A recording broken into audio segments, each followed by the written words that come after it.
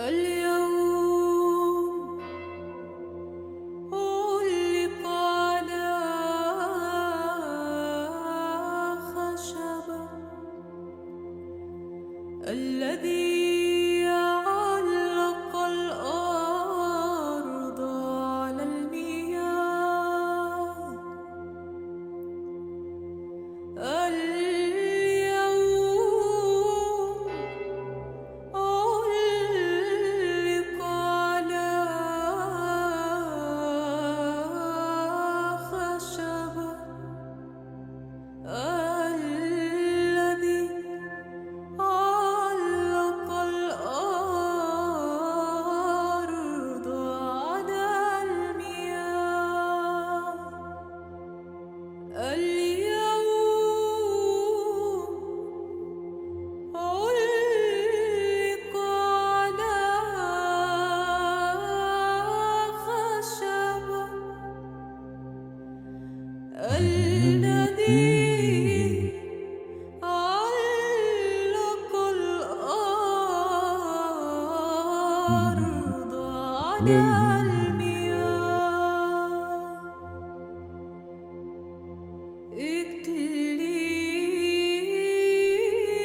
إكليل من شوك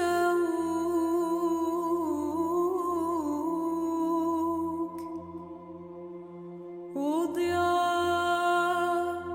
على هامة ملك الملائكة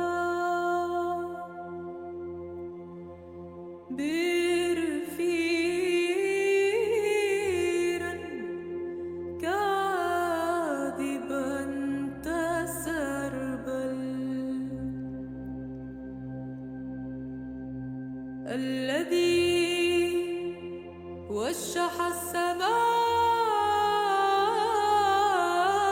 السماء بالغيوم قابل لطمة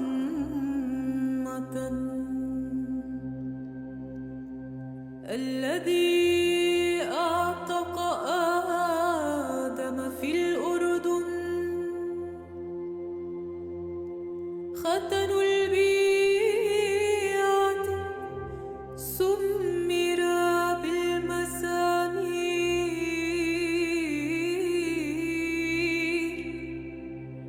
وابن العذراء طعن بحربة نسجد لآلامك أيها المسيح نسجد لآلامك أيها المسيح نسجد لآلامك أيها المسيح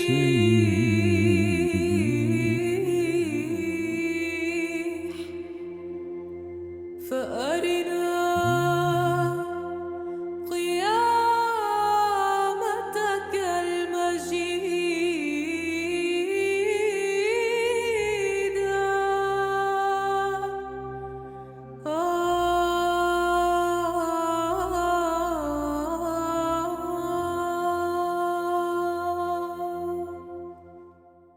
Amen. All right. Now, for the one is asking, Shalom everybody, and peace for those who love peace, and no peace for the wicked one, the Lord said. Today is a Good Friday, so we have a special occasion.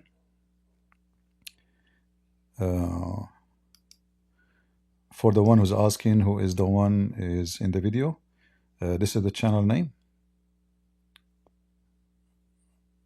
All right, her name is Christine Najjar. She is Lebanese, the singer. And you can find her channel in the internet. Today, bring a lot of memory from my childhood. And then when you become youth and become a man, so I have a lot of memory on such a day. And this memory always, bring like many things together. Unity, because it unites all the Christians. Love, because all of us, we love each other as family. And this love presented in a day when the one we believe is our Lord and Savior, not like kings, they are proud and arrogant. People bow down to them. People have to serve them. Our King, the King of Kings, he came to serve us. And that is what is love. And when Jesus, he said, in order to be a master, you have to be a servant. He was the first one to practice that, not the last one. And there is nothing can make someone like him to do so except love. We are just normal people and we are arrogant, so proud. Sometimes, me myself, I get angry from some Christians. I get upset. I can't go silence. I go, speak against things they say and things they do. Even maybe they don't mean to do it, but I cannot really tolerate. And then you ask yourself, how Jesus, he tolerate all the mad things we do? For how long? It is beyond understanding.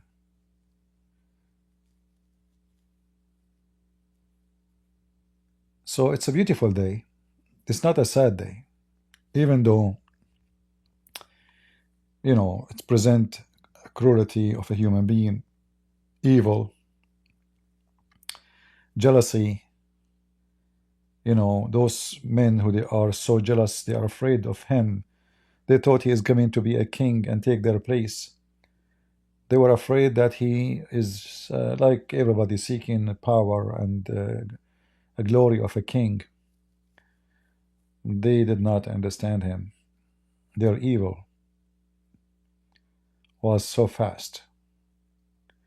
However, it was not fast for him because he knew exactly what would happen. And we have tons of verses from the Bible speak of what Jesus said long before the crucifixion.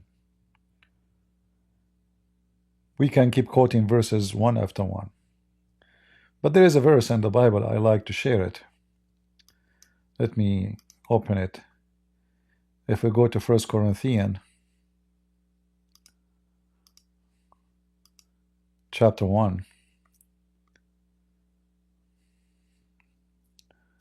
Let me put it in the screen. Because this verse presents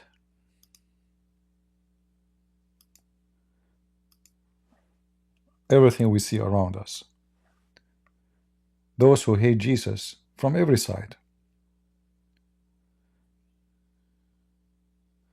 If we read here, you will see why people who like Muslims, they are anti-Christ and anti the cross. The Bible describes it very well.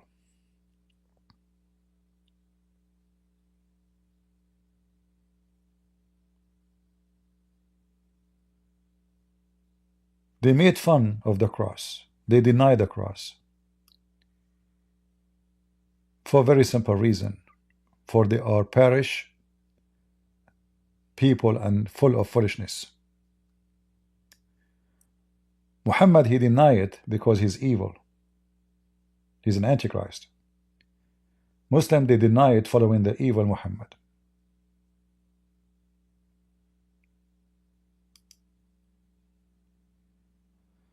For those who follow Jesus, the cross is the power of God. Because the one who can defeat the world by saying one word, he allowed them to put him in the cross. That is a power of God no man can do. Even though he overcome death by death. He came back to life to prove to us that he is not just a person speaking of resurrection. He is who he claimed. And the Bible says that we touch his hands and we touch his wounds. We saw his wound, we touched them.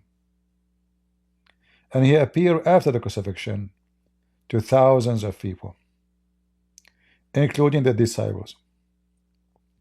But today we want to focus, all of us, and if there is Muslim would like to join us, we welcome them.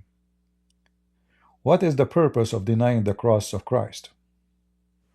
Why Muhammad he denied? And what it meant for us as a Christians. You know, if you go to the yellow pages of Muhammad, I know some of you may be expecting me to give a, like a lesson about the Bible. We will do, because we will connect the dots together.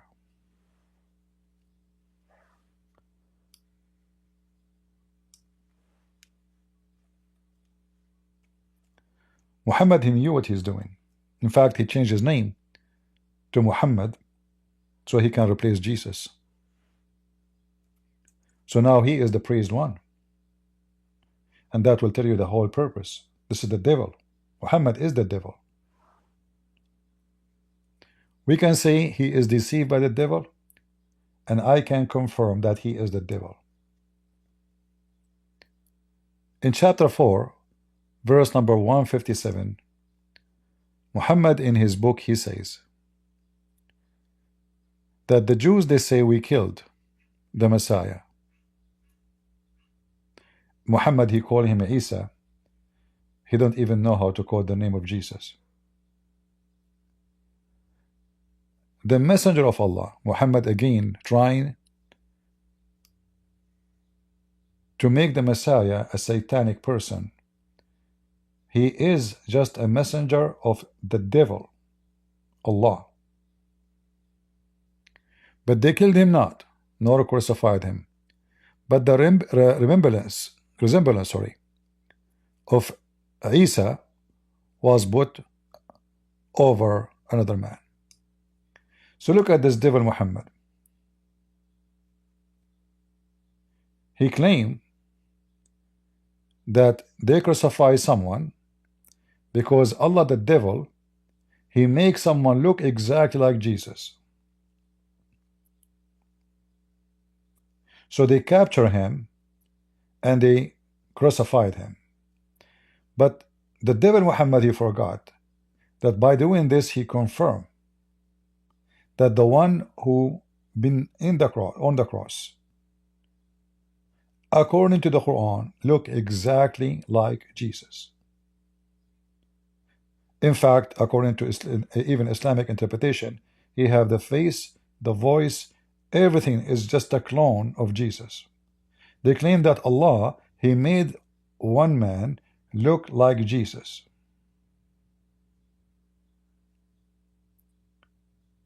But that means that we as a Christians, when we say we saw him on the cross, in the Bible we are telling the truth. Because this is what we saw.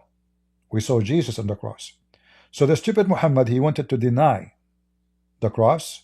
He just confirmed it. Because he just confirmed that the one who was on the cross looked exactly like Jesus.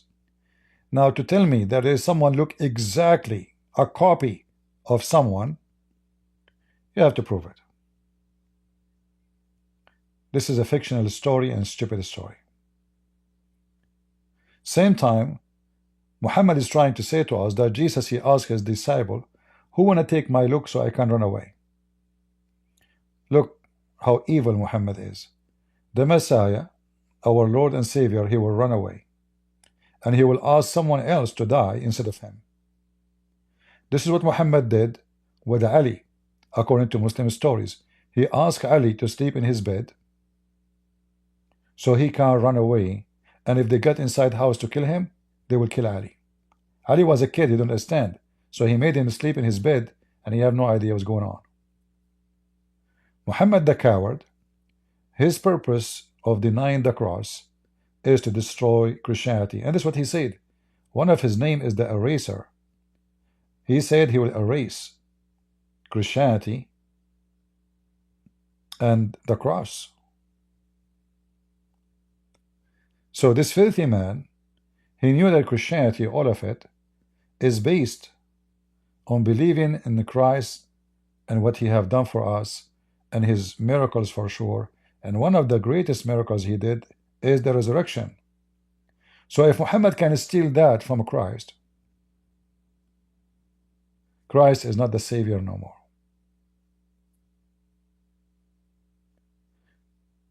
So we have a duty as a Christians to fight the devil Muhammad and expose his lies. And look here, he don't explain. By the way, when here they say all those things between brackets, it means it's not exist in the Quran. The Quran never say anything, never explain what happened. Trying to go over this occasion, and it's so fast, so he will not go into details, because into details he will expose more.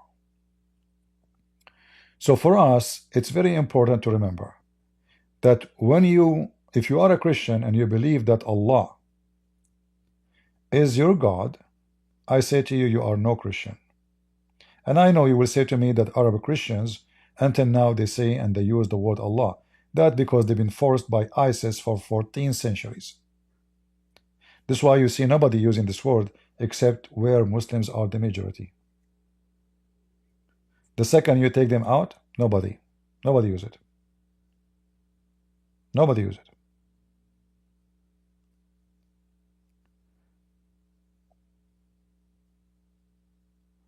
And there is a verse here, 159, it says that all the people of the book, they will believe in him before he die. And in the day of resurrection, he will witness against them. And here you see how stupid Muhammad again. So before Jesus died, all the people, all the world will believe in Jesus. Here you see Muhammad again, even though he is a devilish, he is a tool in the hand of the devil, he is the devil, the devil obviously is inside him. He just confirmed that everybody have to believe in Jesus before he died. And then you have to ask yourself, believe in him or believe him? If you read carefully in Arabic, it says لِيُؤْمِنَ بِهِ, believe in him. In fact, even translation says that. If Jesus is a prophet, why I'm going to believe in him? There's a huge difference between believe in him and believe in him. Like, you know, I say I believe that Isaiah is a prophet, so I believe him, but I don't believe in him. I believe in God. Are you with me?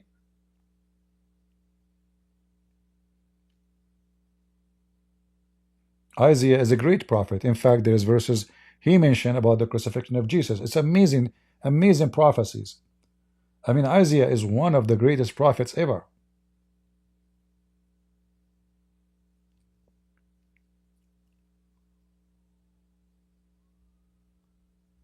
So Muhammad is devil, yes, but the devil is always going to be a devilish fool.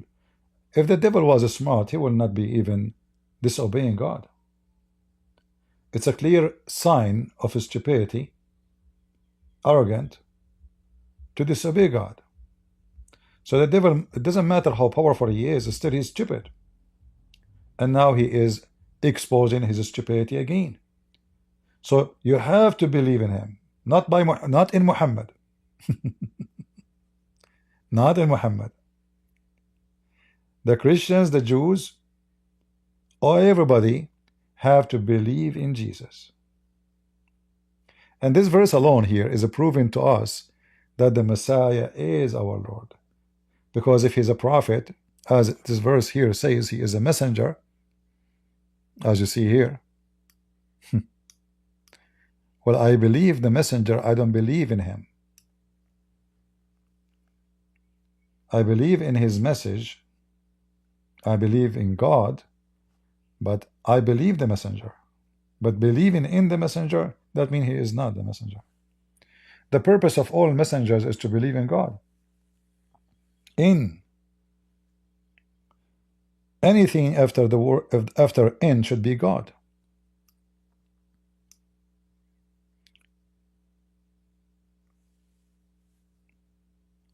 So Muhammad again is just a foolish man trying his best to deceive. And I say foolish not because he is deceiving. No, I mean, he's satanic, what you expect. But he is foolish because anyone he want to see and read carefully, he will see between the words, it just confirmed that Jesus is God. And he is our Lord.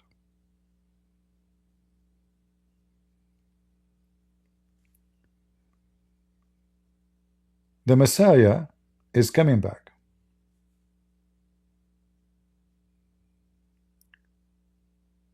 The Muslim, they say, yes, he is coming back.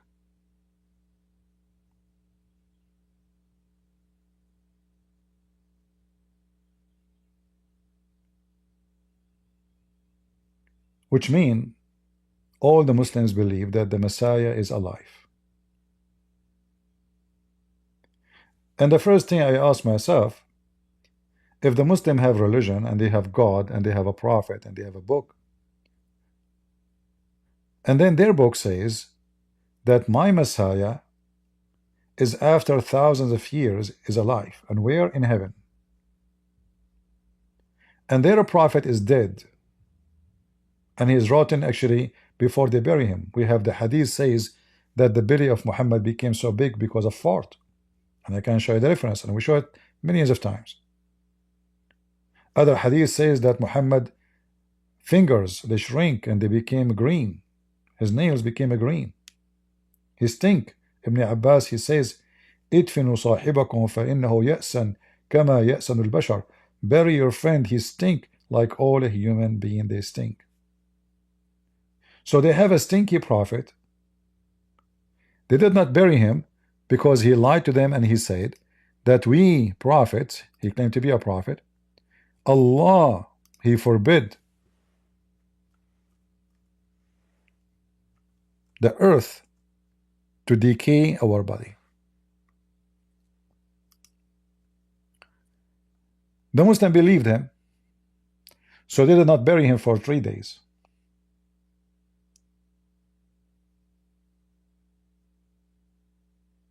And it sounded like they thought he would do the same like Jesus. So in Mecca, according to the hadith, after 1 night and 1 day, which means 24 hours, Muhammad he stink. It's not even 2 days.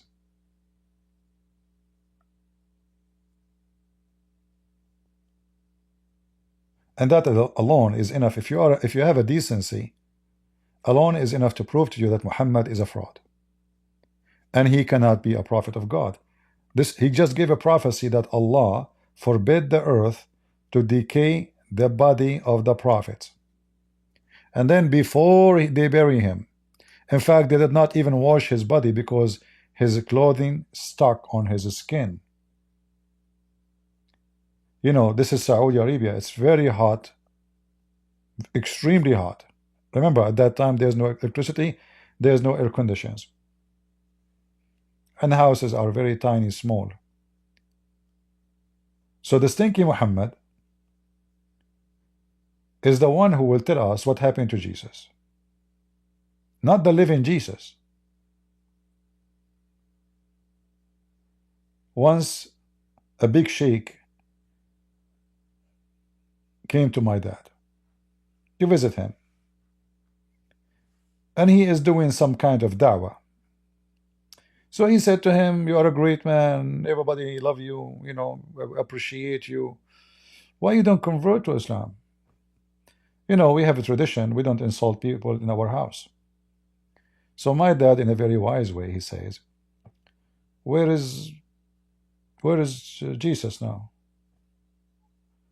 The sheikh, he says, oh, he's alive in heaven. My father, he says, where is Muhammad now?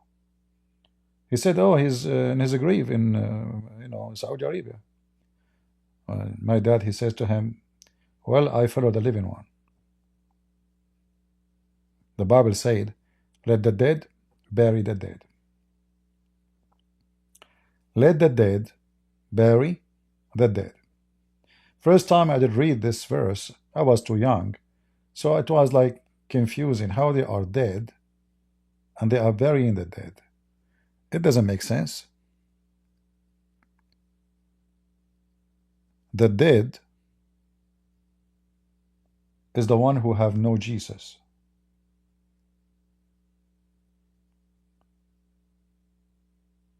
They will keep burying each other. Those who believe in the Messiah, they have the power of God. Whoever believe in me and die, he will live. And we do not need to prove it to you. The Messiah, he did prove it. You see, if a Christ is false and he is fake and he is saying fictions just to fool us, how he can come back after crucifixion, witnessed by thousands and thousands of people? The whole city of Jerusalem was witnessing, and the Roman army.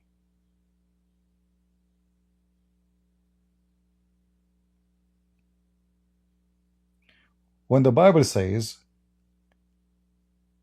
water and blood came from his wound, for me, I'm not a doctor, and I don't understand what water and what blood. What water? What I know, if somebody is dead, let's say he just died, blood will come out, like still he's fresh, or he is dying, let us say.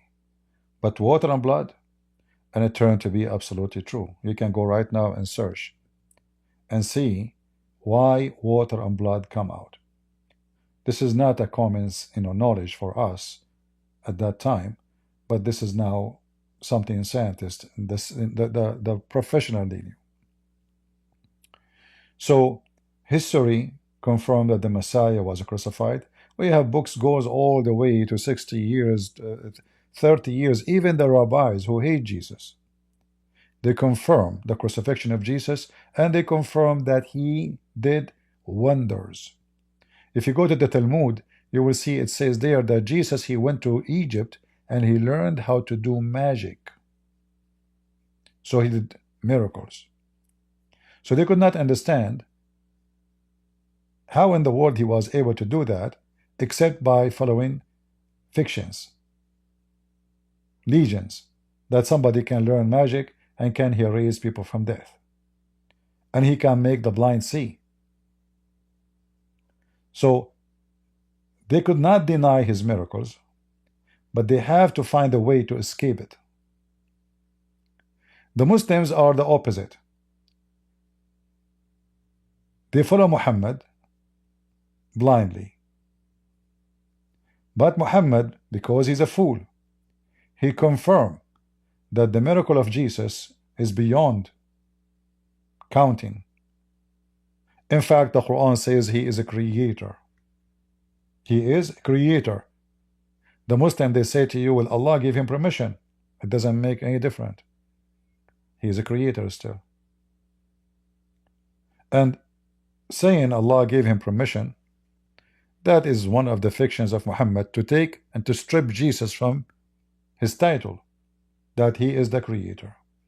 The Bible says everything created by him and for him.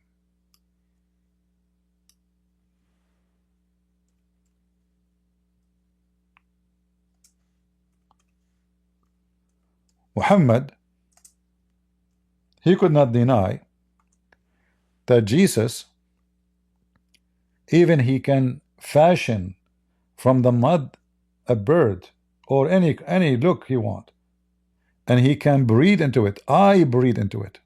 I. In fact, just to show you how stupid Muhammad is.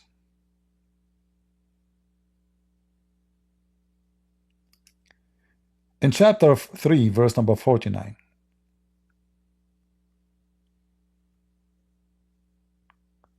The translation here is absolutely false.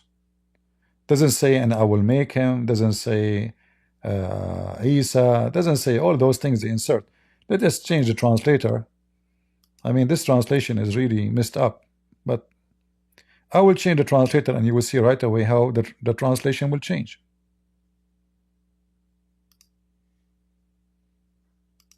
It's like as if it's a new Quran. Doesn't say and appoint in him. Again, you know, here it says that Allah will teach him the book and the wisdom and the law and the gospel. And here you see something very unique. The stupid Muhammad, he could not stop being foolish. Who is the one who teach Jesus personally? Allah. Who is the one who teach Muhammad? Jibreel.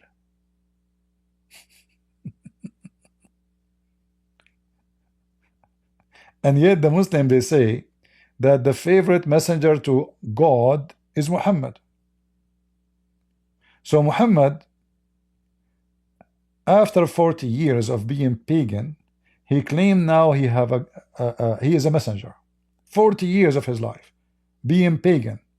And we can prove it easy that he was pagan, and he's still pagan after he can, you know, announce himself to be a Muslim, because simply he still kissed the black stone, still he worship Allah, the God of the pagans, you know, all the pagan rituals he adopt, nothing changed. But look here, the Quran confirms that the Messiah, the wisdom he have, is taught by Allah. Muhammad, according to Muslim, not to me, anything he been taught is by the angel Jibreel, not Allah.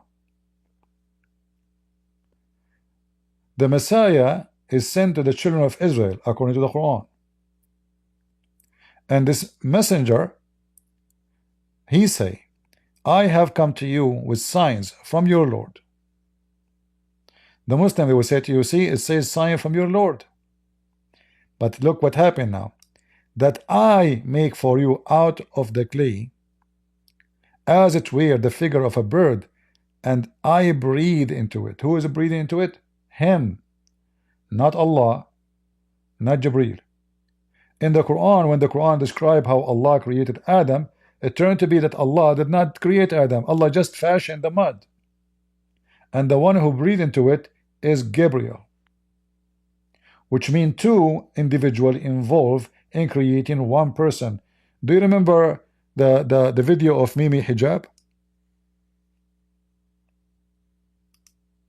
The question is, can you have two subjects that are fully responsible, one to a degree of 100%, fully responsible for the creation of one thing in its entirety? For example, can you have two mothers that are fully responsible, fully responsible for the production of one child, fully responsible? I think even the transgender movement would raise their eyebrow to this. See? So look what happened here. The question is, this idiot, you see, when those Muslims they debate, they choose carefully to debate who. And that's why I get angry from the Christians who debate them. They are ignorant, they do not know anything about Islam, and they go to debate Muslims. In Islam, the one who created Adam is not Allah, is Allah and Jibreel. The same story about Jesus, supposedly. Allah, he did not breathe into Mary, according to Muslims. It was Jibreel. So two mothers created one baby. Two individuals, Allah and Jibreel, is the one who created Adam, and they are the one who created Jesus, according to the stupid Quran. Which means Allah is not the creator. And Allah, He just fashioned the mud. Well, I can fashion mud. That means Allah is not powerful. The one is powerful is Jibreel. The true God in Islam is Jibreel. Because he is the one, according to Muslims, he breathed. He breathed into Adam and he breathed into Mary. But here in this verse, look what happened. The Messiah is saying, I breathe into it. I breathe into it and will become a bird, living bird. And this is by the permission of Allah. But, you know, talk is cheap. If Allah is the one who gave a permission to Jesus to do so, then why Allah could not give a permission to anyone else? Especially Muhammad, his favorite prophet. Muhammad could not even heal himself. The guy used to faint every 5 seconds. The guy is sick all his life.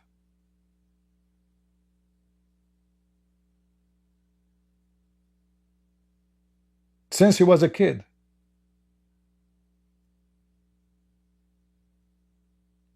He collapsed in the ground. Even the women, they gave her to him, or they gave him to her to nurse him, because obviously he is not the son of this family. She brought him back after a few months because you know, this kid keep feeling down, and you know, and once the story said that they thought he's dead, totally dead. He did not move for long. He was playing with the kids and he fell down. So he have a problem, health problem in the brain, and obviously mostly he have a demon. Now scientists, they don't believe in demon. They will give you different scientific name. But obviously Muhammad, he has Satan inside him. Satan is in control. But look what happened here. All those things is done by Jesus. If you count with me, he's a creator. He made the blind see. Not only a blind who got, like somebody lost his eye, no. He's born blind, which is the most impossible to fix. Not by a surgery. He did not do a surgery. He did not give medication. He healed the lepers, which nobody can heal. You see, we're talking about things. We're not talking about somebody have a flu. Leprosy is impossible. Like now they can, you know, after 1,000 of years of learning about medication, we have many ways to deal with things. But we are talking about the time of Jesus. How somebody, by commanding the sickness is gone. Not only he created, not only healed the blind, not only healed the lepers, he quickened the dead. What is left? So you notice here that the miracles are counted is not just miracles. Like we have a chapter in the Quran, it's called the chapter of Al-Ma'idah, chapter 5, which Jesus, he fed thousands of people. So here it's not counted, because this is way bigger than just feeding people. How you can quick the dead? That is the power of God only. And then if we go to different chapter in the Quran, just to show you again the stupidity of Muhammad, in chapter 5 verse number 110, look what the stupid Quran says, which is written by Muhammad, obviously. When Allah, here they say when Allah will say, and the Quran doesn't say when Allah will say. It says إِذْ قَالَ اللَّهُ يَا Isa. Allah, he said, not when he will say. In the past. قال, this is in the past. O Isa, son of Maryam, remember my favor upon you and your mother, when I supported you with Ruhul Qudus. This is a statement coming from the Bible. Ruhul Qudus, Holy Spirit. Qudus is a spirit which is holy. Ruh is a spirit. Qudus is holy. The Muslims, because they stole from the Bible such a sentence, they added in their Quran falsely the word Jibreel. Nowhere in the Quran it says that the Holy Spirit is Jibreel. Obviously Muhammad do not even know what that word means. The Satan, he do not know what the Holy Spirit mean. In the Quran it says that Allah, He commanded the angels to bow down to Adam because they commit sin. They question Allah. So how it is Holy Spirit? To be Holy Spirit, you have to be holy. And you have to be spirit. According to Islam, angels are not spirit. Allah Himself is a spirit. If you go to the stupid Quran,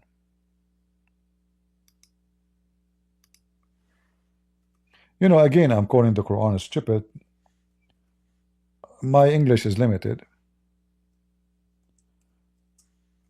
If there is a word will make Quran look more, describe it more, like more than the word stupid, I will use it, but I do not know. I do not know any word, so I'm limited in English.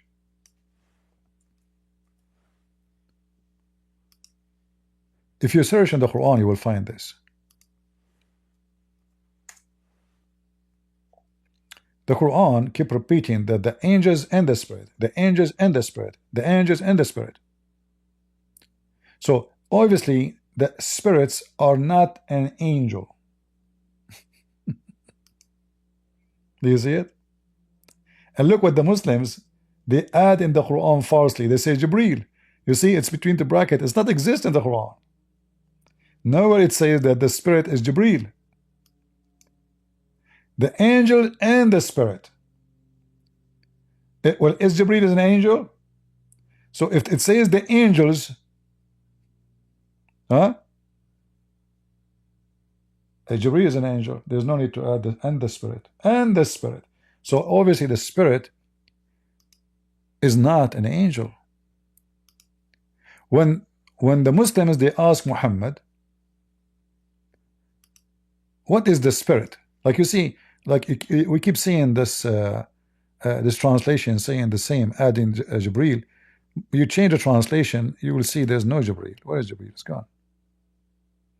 They added, you know, fabricated. The angels and the spirit. When the Muslim, they asked Muhammad about the spirit, the stupid Muhammad could not answer because he did not know what that word mean. He have no idea.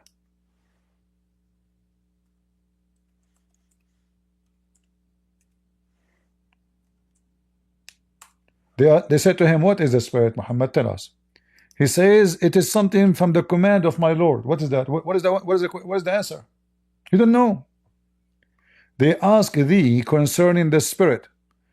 Between two bracket, inspiration, false. The spirit is not inspiration. Do you see the stupidity? When they want, they make the spirit Jibreel. When they want, they make the spirit inspiration. It's not even a person. Do you see how Muslims and Islam is just a total stupidity? So Muhammad did not know what is the spirit, neither Allah knew. So look what he says. Say, the spirit come by the command of my Lord. They are asking you, what is the spirit? What do you mean come by the command of my Lord? He do not know.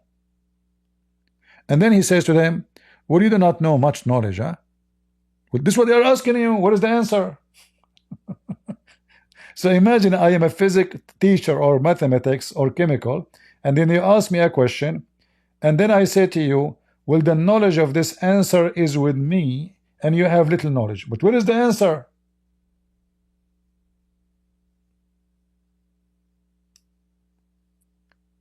And why he did not say this is Jibreel? What inspiration? So the Quran is not a book to describe anything about our Lord the Messiah. The Quran is pure satanic book. It is the book of the devil. Teach everything opposite of Jesus' teaching. You can cheat. You can use the name of God in vain.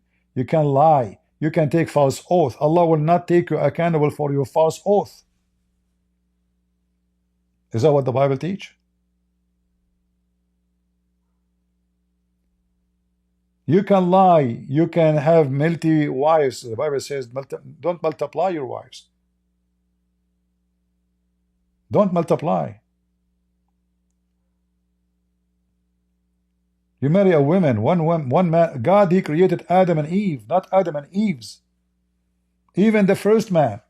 You know, that is the time when God, He should, if you think about it, okay, if we want to populate the earth, we have to create more women for this man. Yet God, He created one woman. From the beginning, there's no many women. One man, one woman.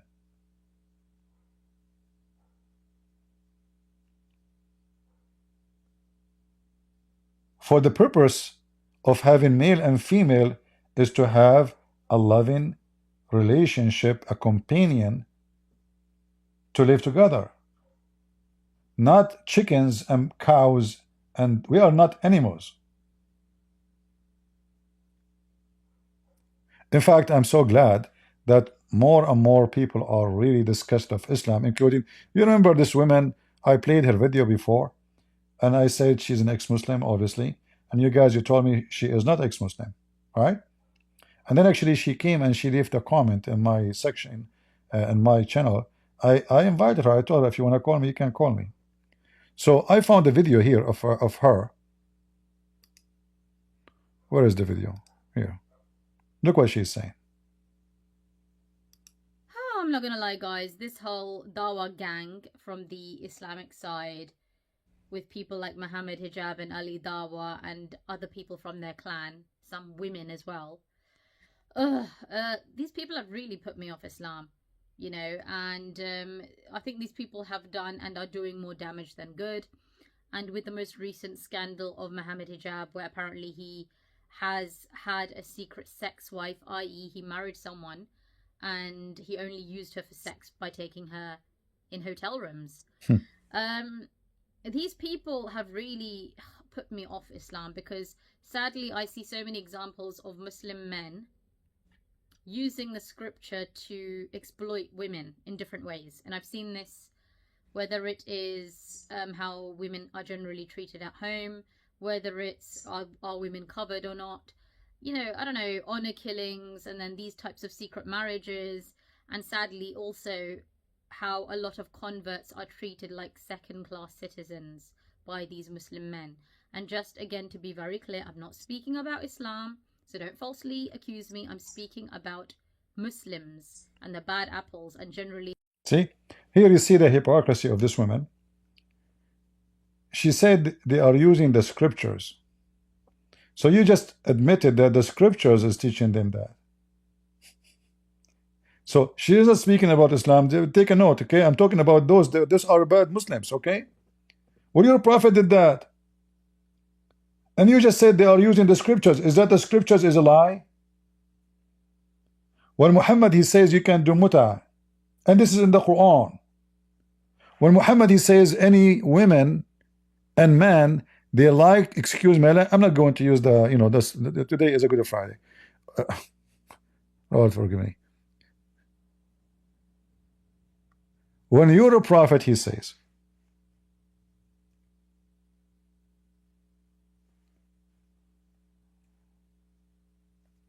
any women and man,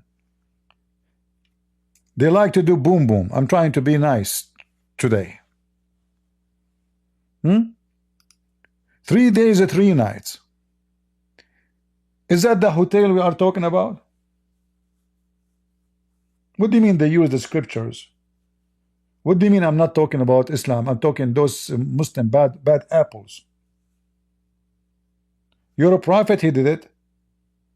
Allah commanded him to do it, supposedly. And there is a verse in the Quran in it. In fact, in the Quran, it's allowing Muslim to do pimp business, prostitution. In the Quran. If a woman, she agree, and she is a slave. In fact, the Quran doesn't say even slave. It says fatayatakum, which means your girls. Doesn't say slaves. If somebody, a Muslim, he force his women into prostitution, There is no penalty. Allah is all merciful. What if they agree? There's no problem then. Force them not to do prostitution, and if you force them, Allah is all merciful. So either way, it's fine. And if they agree to do prostitution, then you are good to go anyway. You don't feel guilt. All right? The verse in front of you. And force them not, your girls, not maids, to prostitution if they desire chastity. What if they don't desire chastity? Then you open a pimp business. It's in front of you. So here you see the Muslims, and this is an example. This woman, she is afraid to say that she spit on Muhammad. She's afraid to say the truth, that she is disgusted by Muhammad. So she don't dare to say it. So she say, oh, those Muslims are disgusting. It's not Muhammad is disgusting. This is not Islam. Okay? Take a note. This is not Islam. This is the Dawah gang. They are a bunch of garbage. But I understand she is afraid. She lives between Muslims. Obviously, she don't care for Islam. You know, she don't cover her hair. She don't, you know. And in the same time, she is struggling. She can't keep her mouth shut. But she's not being honest. Because Muhammad and the Quran, both, they taught the men to beat the women. They beat. You know what beat mean? Chapter 4, verse number 34. Allah cursed the women just for taking hair from her eyebrows. Is that Muhammad Hijab teaching, or this your prophet teaching? The woman, she advanced in the image of the devil and she live in the image of the devil. Is that Muhammad Hijab teaching? So she don't dare to say the truth, that this is Islam, this is the garbage of Muhammad. She claimed that those gang, those are bad, you know, those are not really being good, you know, this is not, those don't present Islam. The Dawah gang are, she called them gang, which means she understands the nature of Islam. It's a fact. I agree with you. It's a gang. Thieves, they fight over their prey sometime, and sometimes they gang together. Oh, I'm not gonna lie, guys. This whole Dawah gang from the Islamic side, with people like Muhammad Hijab and Ali Dawah and other people from their clan, some women as well. These people have really put me off Islam, you know, and I think these people have done and are doing more damage than good. And with the most recent scandal of Muhammad Hijab, where apparently he has had a secret sex wife, i.e. he married someone and he only used her for sex by taking her in hotel rooms. These people have really put me off Islam, because sadly I see so many examples of Muslim men using the scripture to exploit women in different ways. And I've seen this, whether it is how... See, they use the scriptures. So the scriptures is what is used. Can I use the scriptures in the Bible to exploit women? Can I? Like there's a verse in the Bible, Jesus says to me, you can take a sex wife. You can lie to your wife. Why you have those? What do you mean they use those scriptures? That means those scriptures is the one is used. That means they are the problem. They are just following the filthy Muhammad.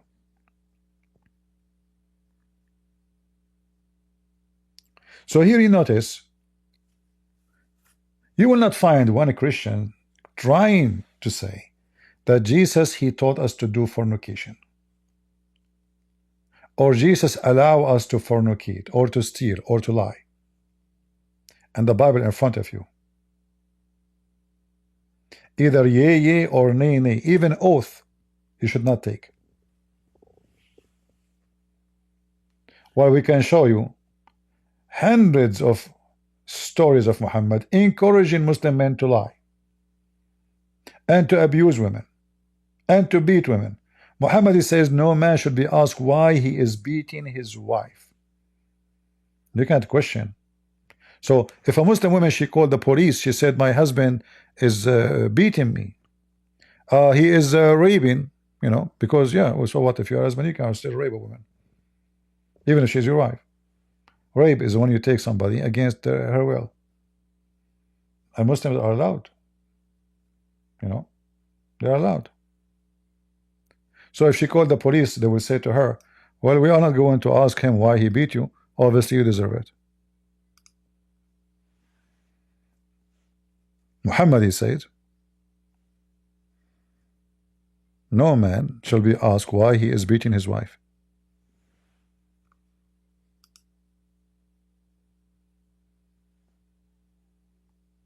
And then this, I feel sorry for her, by the way. I'm not against her, this Lubna, but she is not brave enough to say that Islam is a religion of pimps, sick, sexually pervert followers. You cannot follow Jesus and you are a pervert. You cannot follow Jesus and justify any act of filth by saying Jesus says so. But you can do that by following Muhammad, not by saying Muhammad says so, by following Muhammad's steps, because he himself was a pervert. Did Muhammad encourage the men even to go after children? I will play a little bit of her video and then we go back to our topic. Women are generally treated at home, whether it's are women covered or not. You know, I don't know, honor killings, and then these types of secret marriages, and sadly also how a lot of converts are treated like second-class citizens. By the way, when someone she convert to Islam, like those Western, do you know how they look at her? She is a whore.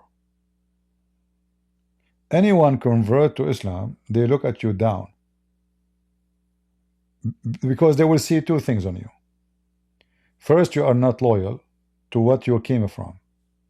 Secondly, especially if you are a female, you accept to be their whore. As simple as that. They will never respect you. And you see, she mentioned that. Those convert, they treat them as a second-hand citizen, when in reality, support, they should be treat them nice. I mean, a person who just left his religion, maybe he's an atheist, he became a Muslim, why you want to treat them second-hand citizen? Because they look at you down. In fact, many Muslims, they say that when those Western women, they convert to Islam, she is just looking for a, I don't want to use the word, not today, private part. This is what they see it. She's a whore. She could not find a man where she is coming from, so she come to the Muslims. They don't see in those women any decency. Even the man, the same. Because he betrayed where he was, and now he is coming to us, so we don't trust them. They might even leave tomorrow. In fact, most of those who convert to Islam, many of them, they leave majority in within 3 years. Some they take longer, like what happened to this guy Ishmael. Took him 16 years. He went to Saudi Arabia, he studied Arabic, he have degree in Arabic, he have degrees in Islam, and then now he's making videos exposing them after 16 years. I used to make fun of him. I have many videos of him when he was a Muslim, trying to wake him up. Took him 16 years to notice that he was a donkey. By these Muslim men. And just again, to be very clear, I'm not speaking about Islam, so don't falsely accuse me. I'm speaking about Muslims and the bad apples, and generally how a lot of these Muslim men are using the scripture for their advantage. These people are putting me off Islam so much because I feel as if, like, I'm not gonna act like a useful idiot. I'm not gonna be someone who's gonna be exploited and taken advantage of. I have a full right to live how I want to live in this life that God has given me. Where your God, he gave you those rights. If somebody know this woman, Tell her, Christian Prince, he invite you to come to us and study very well and come and tell me. I want to see where your God, he gave you the right to live in the way you like. Where? I want to see it. Where? The Quran says that because man he spend money on you, you are his hooker.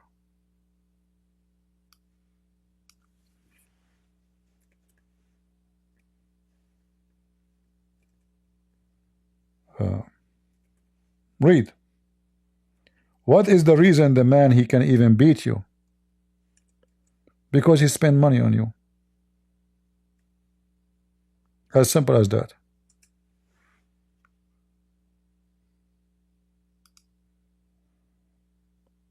Men are not the protectors. This is a lie. Qawwamun are not protectors. Qawwamun is the one who straight women, straight them up, which means the one who beat them. Qawwamun is the one who straight things up, who fix things. So the men are the one who fix women. How?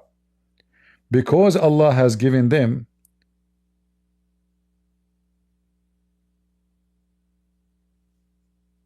extra power. Allah gave the men extra power. What kind of power we're talking about? Is that wisdom? No. Is that even though the Quran and Muhammad he says women are half a brain, and the Quran confirmed that, but here is not talking about wisdom. The power they have is the money and physical. Money and physical. So because they spend money on them, even here it says giving them more strength, and because they support them from their means. So now this is your right in Islam. The man is in charge of, the Bible says clearly that the man is the Lord of his house, and command the women to obey her husband. And this is the Bible teaching. But the same Bible teach that the man should love his wife the same as Christ, and he give himself to her, the same as a Christ he gave himself to the church. So the obedience of a Christian woman in the Bible is obedience of love, not obedience of slavery. And the man who loves his woman, he will give himself, not support her with some money. He will give himself to her. Unity, love. So he present the house, he is the man. It's true. He is the defender. He is the soldier. He is the fighter. He is the provider. But that will not give him the opportunity to treat her as if she is a dog. Well, people feed their dogs and their cats. But only evil one will beat their cat or dog. Why you want to beat the dog?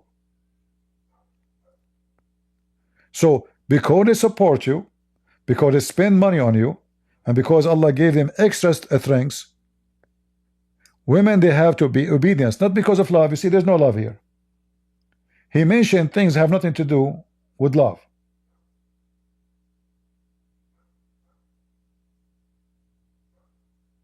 A man, he can do what his wife want, even though he don't agree, because he love her.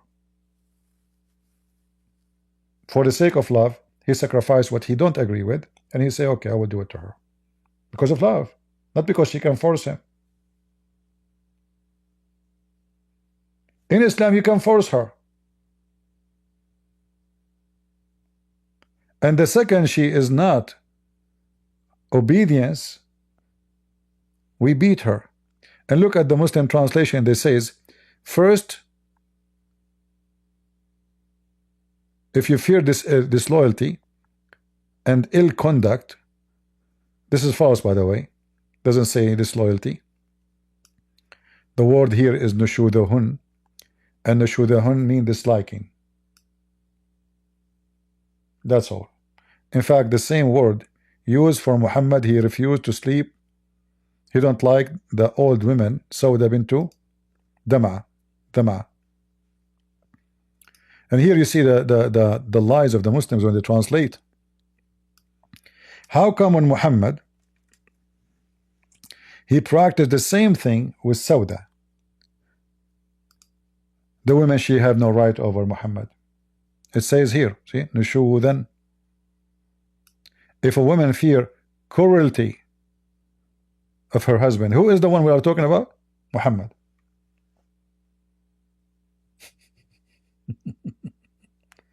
And what Muhammad did here? This woman, in return, not to divorce her, she is old, Muhammad was going to throw her in the street.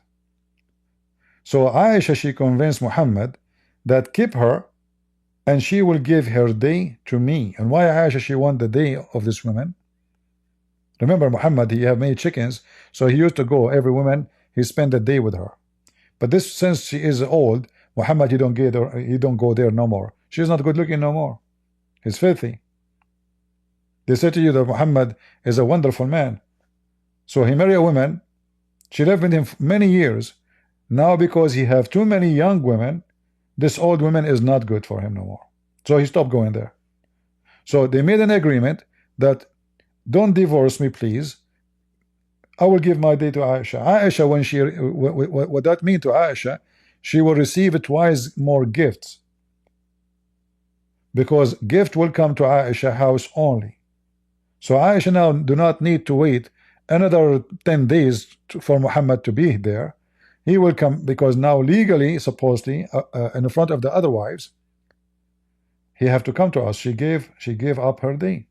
So which scriptures is the one mistreating women, taking advantage of women? This is your scriptures. The one you call them scriptures, I call them scriptures of the devil. And then the same so-called scriptures, it says you can beat women.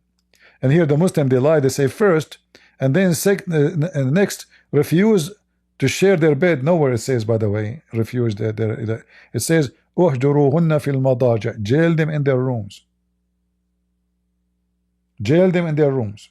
And there's no first and there's no second. All those first, next is a lie. It's not exist in the Quran. And then beat them. And look what they add here, falsely, lightly. Where it says lightly. I challenge the Muslim to show me where it says lightly. Muhammad, he says, don't beat them until you break them, which means beat them heavy, but don't break their bones. If you change the translator, you will see that the word lightly disappear. There's no lightly. They add just to cover up. So when this lady, she say, I'm not talking about Islam, I'm talking about those Muslim bad apple. Your prophet is a filthy apple. What bad apple? Be honest. Scourge them. Scourge them. He can scourge you.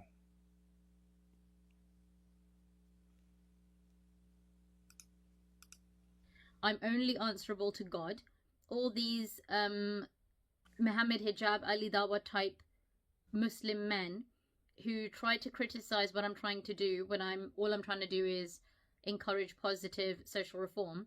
When they come and criticize me and they talk about whatever they can talk about, you know, they'll try to discredit me, they'll try to make me feel bad, just for me calling out the bad apples within my. They bully you. Other word, you bully you. But your prophet is a bully too. My race and religion, for example, grooming gang members, for example, those people who are throwing trash on the floor, for example, those people who are involved in honor killings. Those are the only people I'm calling out, the bad people. And for some reason, that mean all the Muslims. Where is the rest? The rest are not Muslims. If you don't follow those things, you are not a Muslim. Anyway, see, here you notice how Islam is filthy. Those are the religious. The bad ones of Muslims are the religious. The religious. The more religious you are, the more stinky. In Christianity, can you be really a religious and stinky? You cannot. The only way to happen if you are hypocrite religious, false religious. So you claim that you follow Jesus, but in fact you are a devil. And Jesus, he mentioned about those too. But a true Christian is not the one who will groom women or children. A true Christian, he is not going to be a pedophile. He's not going to be the one who beat his wife, cheat on her, lie to her. There's tons of verses in the Bible totally against that and say clearly, if you do that, you go to hell. If your eye, Jesus said, if your eye will mislead you, you better unblock it. Look how tough the language. Unblock it, take it off, throw it. Better than destroying all yourself. That is the teaching of Jesus. Where is the teaching of Muhammad? The teaching of Muhammad is, don't worry about you doing fornication, for it is the destiny. It's destiny. Allah, He wrote for every Muslim how much fornication he will do. So a Muslim, he will not even work to fight it because he believes it's destiny. It's written for me, I have to sleep with this woman. That's it. Any woman I sleep with, it is a destiny. Any woman she sleep with a man, the woman she cannot resist too, because she believes it's a destiny. It's her destiny to sleep with this man and fornicate. It is fixed, very portion of adultery. Allah is the one who fixed it for you. And this is nothing but satanic teaching. And here we see Jesus, he died in the cross to fight sin. Muhammad, he died because of his sin. He kept killing a raping, and then a woman, she killed him, seeking justice and revenge by putting poison for him in his food. After he killed all her families and he raped all the women. Jesus died in the cross because he loved us. Muhammad died because of poison, because he loved to sleep with your women. In fact, look at this religion. Muhammad have 16 privilege. Number 10 and 11 is to, if his eyes fall into your wife, you must divorce her so he can boom her. Imagine. And then this woman, she says, I'm not talking against Islam, I'm talking about the gang. Your prophet, if he see you and you are married, your husband must divorce you so he can take you. I'm just trying to be polite, not to say the bad word.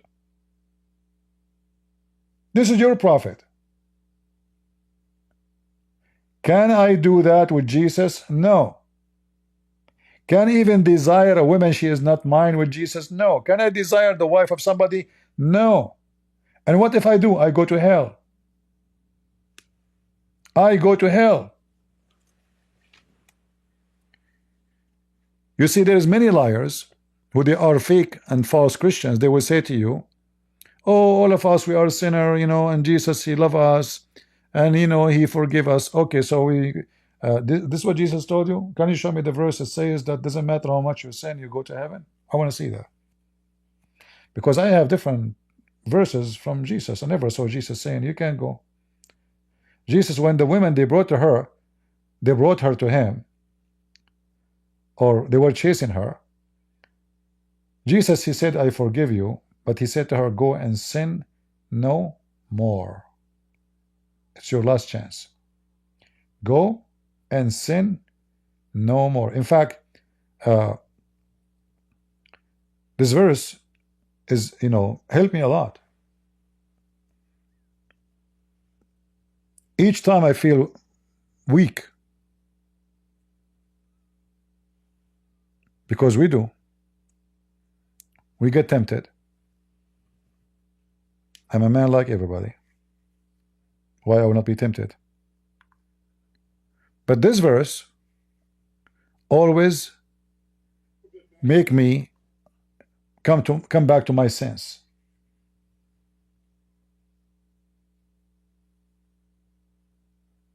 Because sometimes you lose your sense. Without Jesus, you lose your sense.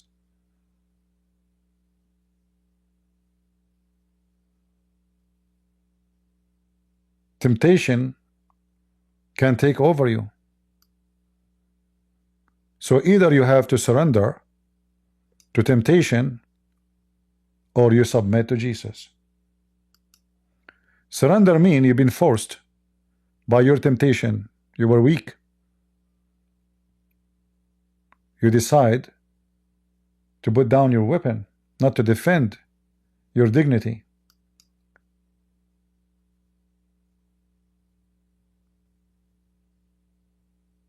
So when Jesus said to that woman, go and sin no more,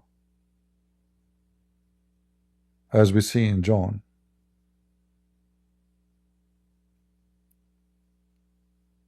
this is the teaching of Jesus. Go and sin no more.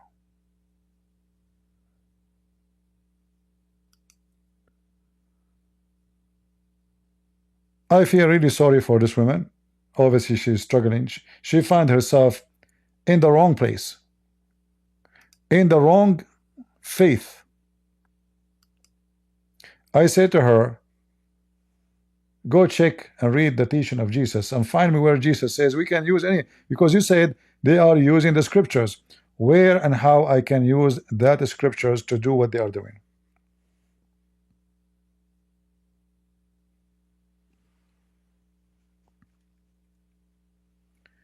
You know, we can blame Satan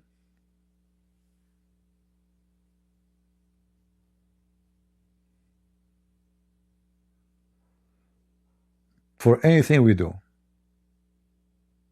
We can. Oh, Satan deceived me. Oh, Satan made me do that.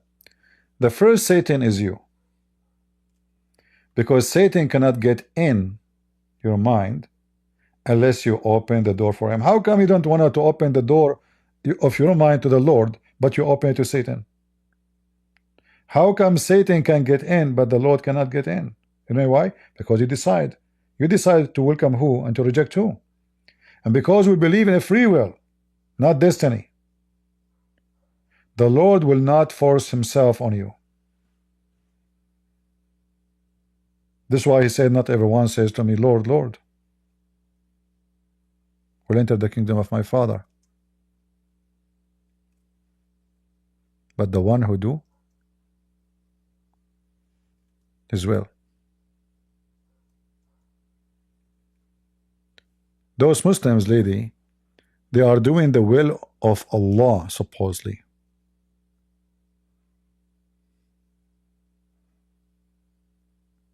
This is the will of Allah. When we go in the Bible and Jesus, he make it, I mean, it's very hard to be Christian. It's so easy to be a Muslim, because all what you need to do to be a Muslim, to be a pervert, not to be a good person. You do not need to do any good, because the good in Islam, even when you do good to the orphan by sleeping with them. Imagine even the orphans. Like how Muhammad, he helped the orphans sleep with them.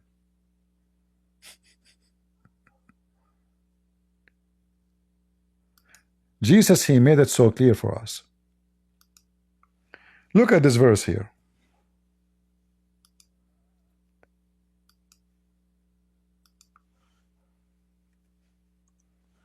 As an example of the Bible.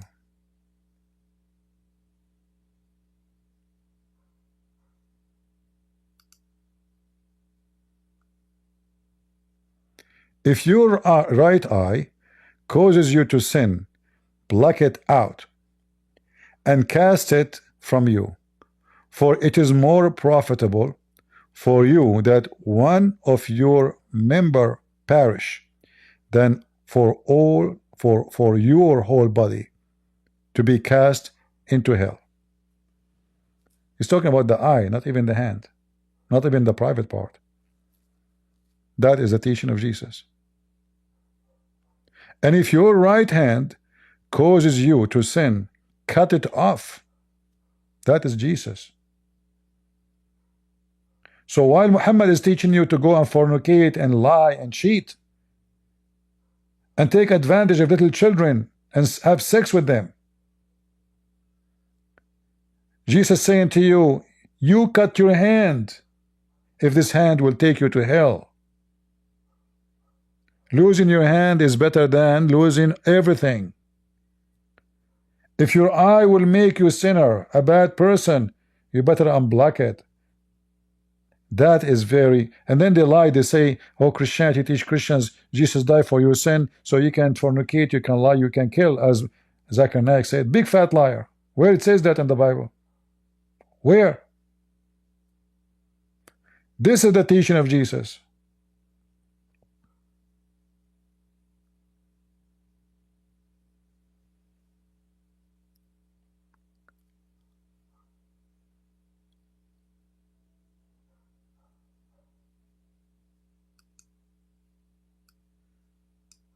When we go and we listen to this poor woman, we understand her pain.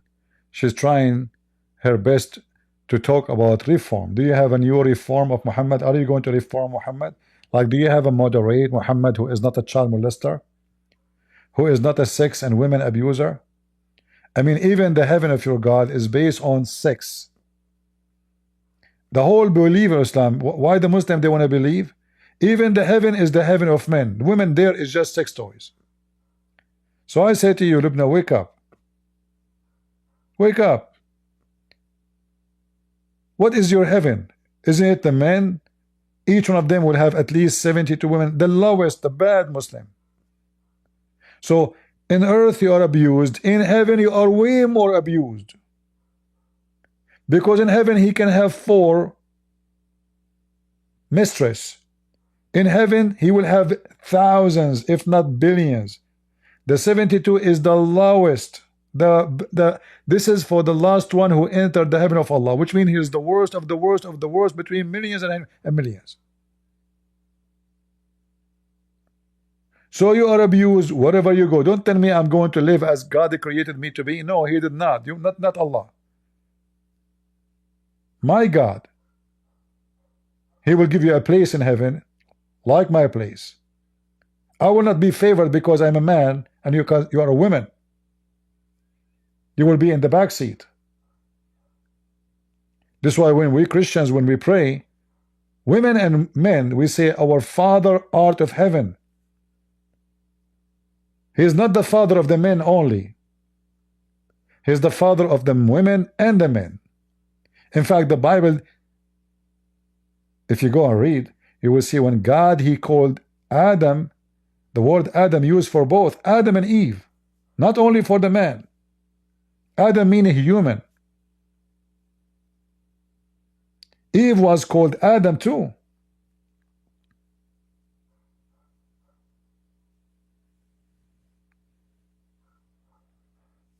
So I feel sorry for this woman. She's trying to distance herself from the garbage of Muhammad, but she is not daring to say why she is doing so. Reason the majority of Muslim men who are commenting underneath my videos, they're trying to shut me down. They're trying to shut my mouth. They're trying to shut my voice. And what I don't understand is, if you're not a grooming gang member, if you're not someone who's throwing trash on the roads outside, if you're not doing honor killings, if you are not misogynistic, why would you have an issue with my content, guys? I'm just so confused. Anyways, the most hilarious thing about people like Mohammed Hijab and Ali Dawah are a couple of things. This man, Mohammed Hijab, who acts like a macho man and all this kind of stuff, like very like gutsy. This guy is using Ali Dawah, his clown friend. I'm sorry, he acts like a clown. He's using him to cover for him.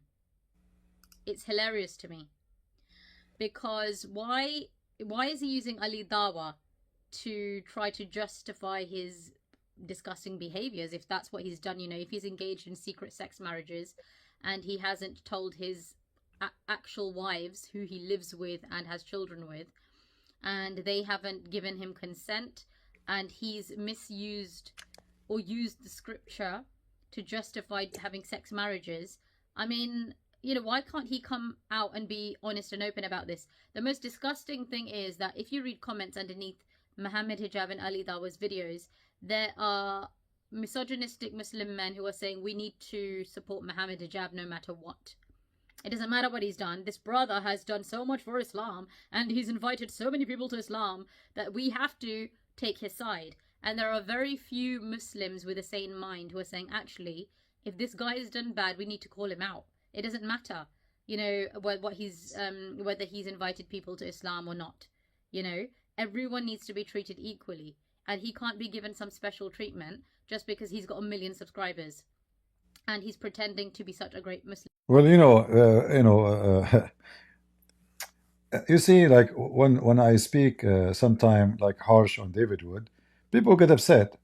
But reality is this guy is just a fraud, and he is dummy, and he is stupid. He got famous because of one debate with David Wood, and this is reality. And look now what happened. It's hard even to convince the Muslims that this guy is nobody. They are convinced that this guy is a hero. And all of this happened because of that stupid so-called debate. One debate. This guy become, that's it, we have to support him now. No matter what he do, even if he sleep with older women.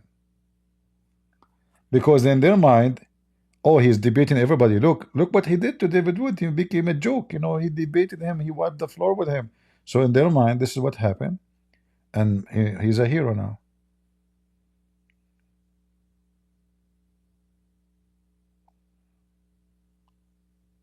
And this woman, she is trying to be honest, but she is not honest in the same time. The whole problem is Islam, not Muhammad Hijab. Muhammad Hijab is a practice in Islam. You keep saying misuse the scriptures or use the scriptures. No, he did not misuse. This is your scriptures. The only funny thing about what happened, that he is so coward, he don't even dare to say I did it. Otherwise, everything he did, this is Islamic. Muslims allowed to use women and abuse women. And women is nothing but a sex toy for them. All your book says that. In fact, Muhammad, he made fun of the Jews because if a woman she have her period, they don't have sex with her. So look what Muhammad answered them. Just to describe for you, don't say misuse the scriptures. Misused.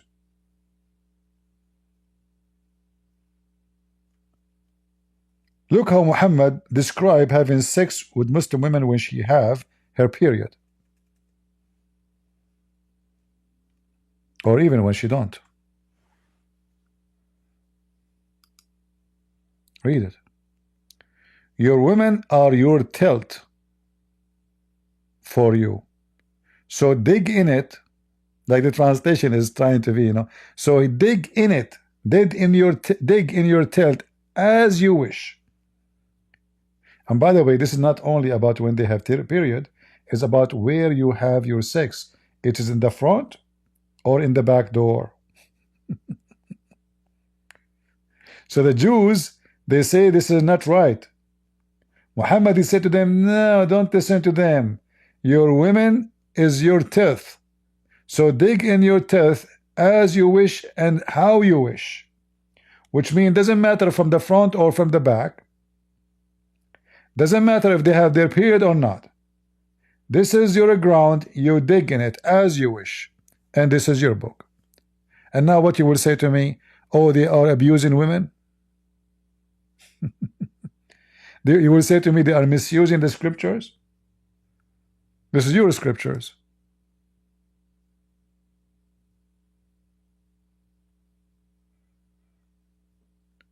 She has a live debate coming up. Debating who? I don't think she can debate anybody, you know. I don't think she have knowledge of Islam. She is just, upset from being born in between Muslims, and she is afraid to say, you know what, I am not a Muslim no more. This is garbage.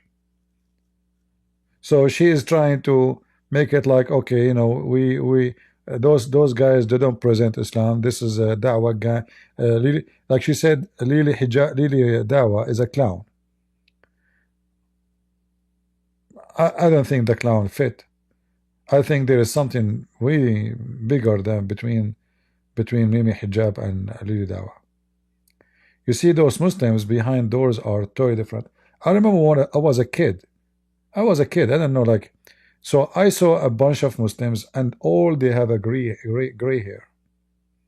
Not young. I'm not talking about young men. They have a gray hair wearing the Islamic prayer clothes, the jalabiya, and they were fingering each other When I say finger, I'm not talking about putting a finger up like the same as they do in America. He was putting his finger in the anus of the guy in the street. They were chasing each other. They are putting the finger in the anus of each other. They just came from the mosque. They just left the mosque.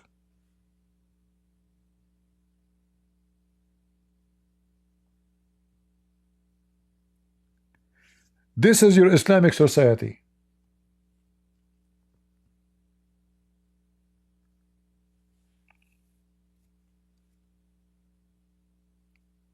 So when this poor woman trying to defend,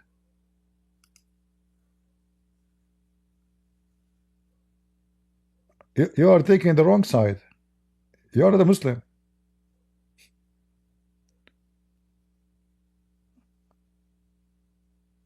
She's afraid, most likely, if she say I am out of Islam, she will be a target. I mean, they are targeting her, even if she is not saying I am an ex-Muslim. The fact is, any decent human being who watches Mohammed Hijab and Ali Dawah's videos can tell that these people are quite toxic and they're quite vile, generally speaking.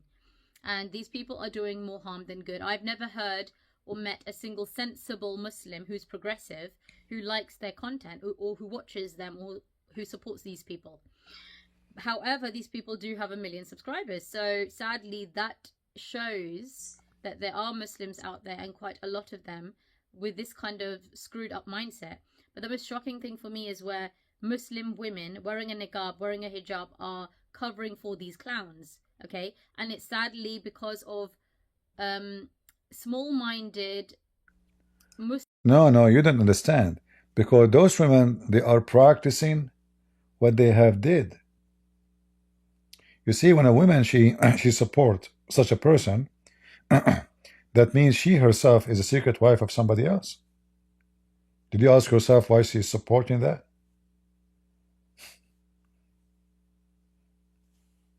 She's practicing that. She has the benefit of this. You see, many of those women, you know, like we keep saying, Muslim men are pervert, but there's many Muslim women are pervert too. They want to sleep around. And they don't want to say we are sleeping around. So they accept secret relationship. They call it marriage, but in fact it's nothing but fornication. Like this woman, the woman, she was the mistress of maybe hijab, they keep calling her wife. What wife? They never get married. So obviously she is horny. She wants somebody. It doesn't matter who. And because she is just horny, the whole point of this is what? Sex. When the women agree for this, obviously she wants sex too. So this is your society. It's a sexual society. You do everything and you try to make it legitimate. So you have sex with the children, you call it marriage. You have sex with other women, you call it marriage. But in fact, there's no marriage there. You don't even walk with her in the street. You don't introduce her to your friends. If I'm walking with the woman and she's my friend, I will say, this is my friend, her name, etc. This woman, the secret wife, supposedly, between two brackets, he will not even walk with her. The women, she said, when they go to the hotel,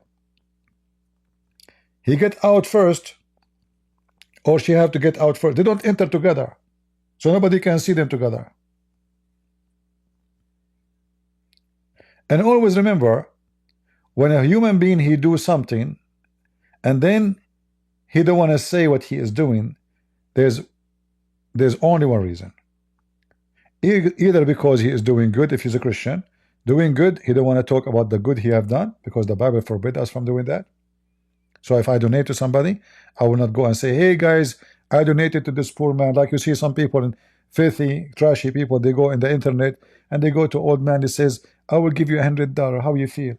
You know, they record it, they put it in YouTube. Very disgusting people, trashy people.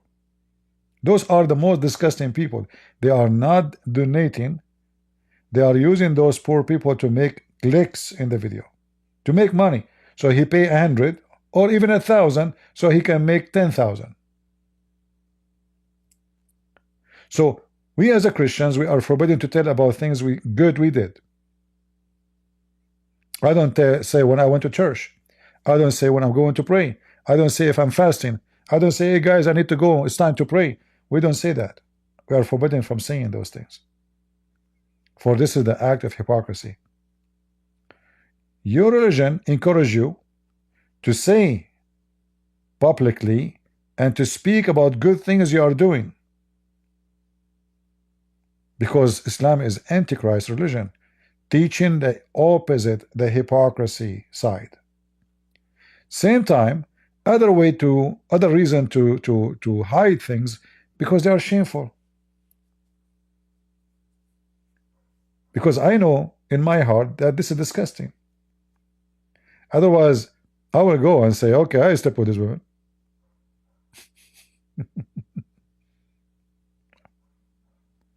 But because they knew, and because they knew the consequence, obviously this Mimi Hijab is a potato. He's scared of his wife.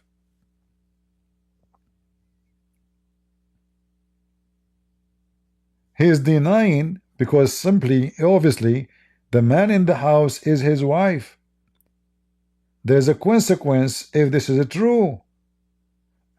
So he keep denying it, because if he did not, his wife, she would do something. We do not know what is that. Maybe she would expose him.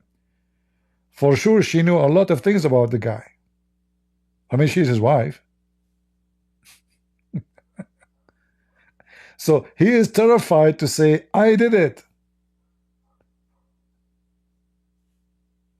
I mean, this guy, he have tons of videos defending him and me and Daily Dawah having secret wives.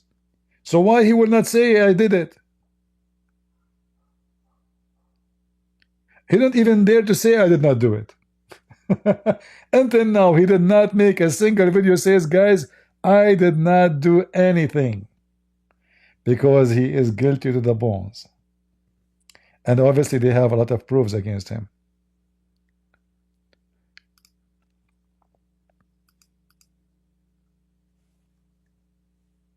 Muslim women, like particular individuals on YouTube wearing a niqab, wearing a hijab, who are the pick-me version, who are the Islamic pick-me version of individuals, that these women are just so desperate for the attention of Muslim men. They're so desperate for the approval of Muslim men and misogynistic Muslim men that is so disgusting, and it's so off-putting. So this whole Dawah gang, like I said, Mohammed Hijab, Ali Dawah, and the clan, women as well. Like I've said, there's women in niqab and hijabs who are like, covering for these clowns. All these people, I don't know. I can't put up with these people any longer. Like I feel like, I don't know. It's so off-putting. I don't know what to say in this video. All I'm going to say is,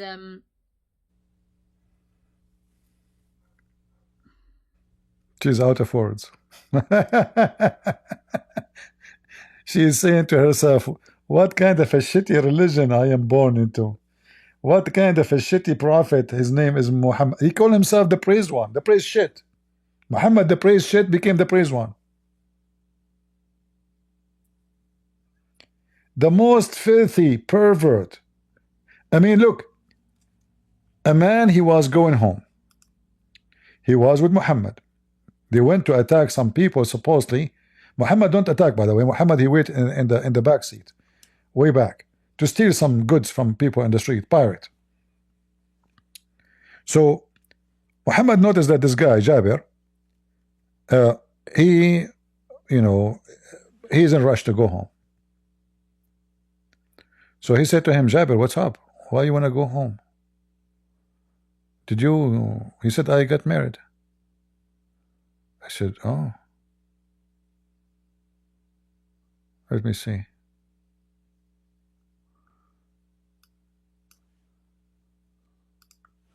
You got married? He said to him, did you get married from a woman or a child? He said, a woman. He said, why? Why you don't get married from a child? Huh? Why you don't get married from a child? And if you read the translation of the Muslims, It doesn't show the you know the how ugly the text is. But if I read for you, you will see clearly that this is what it meant. Even after they try to duct tape with the false translation. So he said to him, why you don't marry a child, not a young girl, a little girl,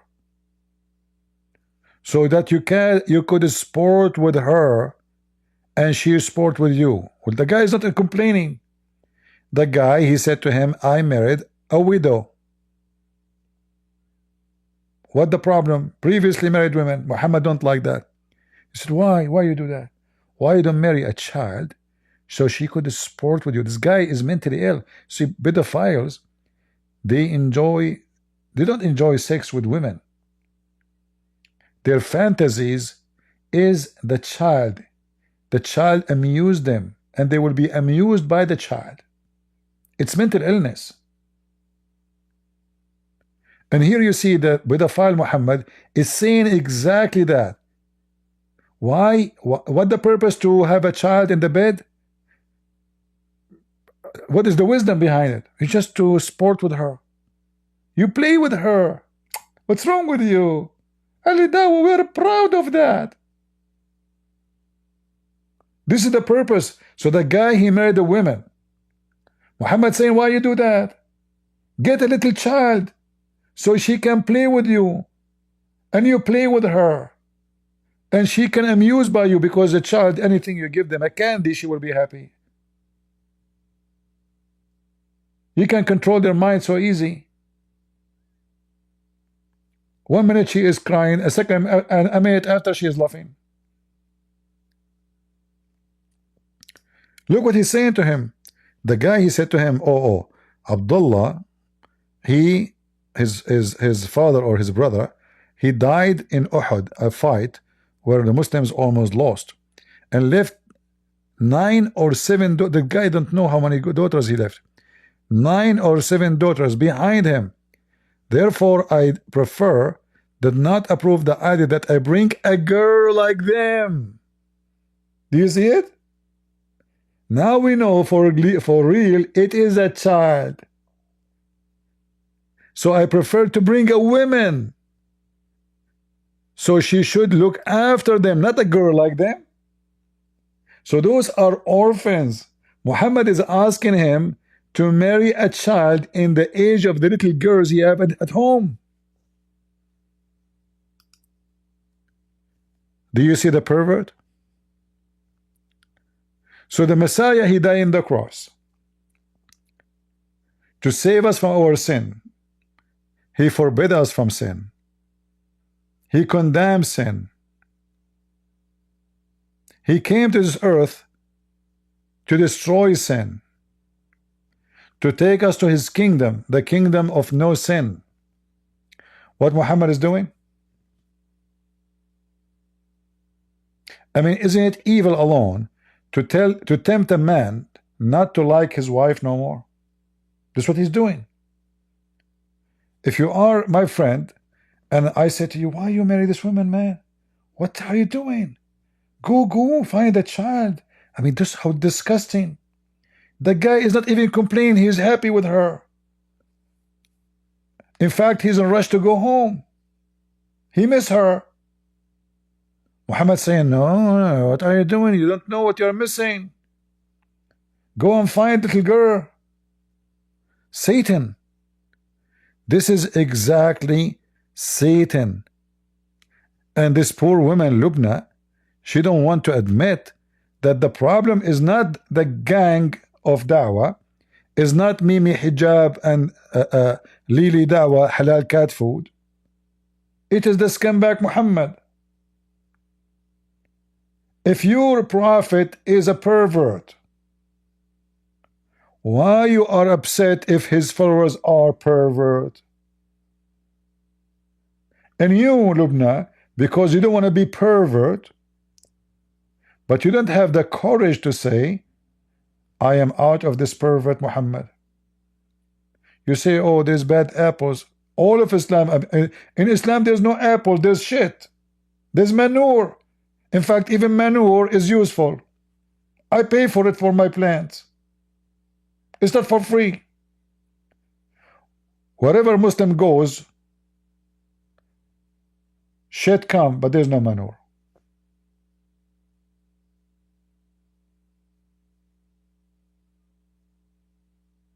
Look how England used to be, and look how England today is.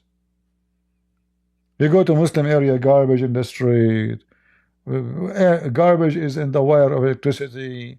They throw garbage everywhere, and they say the Prophet of Allah taught us to be clean. I mean, your Prophet, he even takes shower with dead dogs and women blood from period and stinky garbage, and all of this is in the hadith. All of this is in the hadith. And then you are wondering what's going on, and you are saying this is the Dawah gang. No, lady, this is not the Dawah gang. This is your Prophet. I mean, the guy, even when he went to take a shower to clean himself, even the Arab, they were wondering, like, what the heck, what he's doing? They said to him, Prophet, are you doing ablution in the water of Bida'ah, where dead dogs and women blood from period and stinky garbage thrown in? He said, water is always pure and nothing make it impure. Is Muhammad misusing the shampoo? Huh? So I feel sorry for this woman. I mean, her head is going to explode. She's upset of her luck to be born of a Muslim family. Her prophet is a false prophet, stinky man, pervert, and she is trying to find, she's out of duct tape.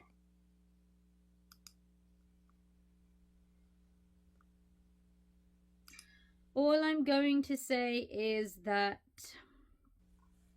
I'm tired. Exactly. I'm tired, guys. I'm so tired. Guys, what Jesus says for those who they are tired? What Jesus says for those who they are tired? Come to me, I will comfort you. The faith of Muhammad will make you tired because he's Satan. The only one who can make you back to your humanity is the Messiah.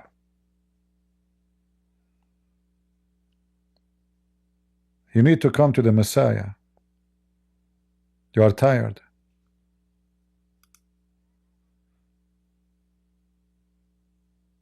Come to me and I will comfort you. I will not make you tired. I will take your uncomfort, your tiredness. Excuse my English if it's not good.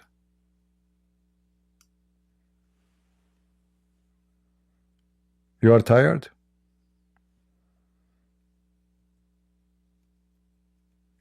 I think if you continue this way, you will lose your mind.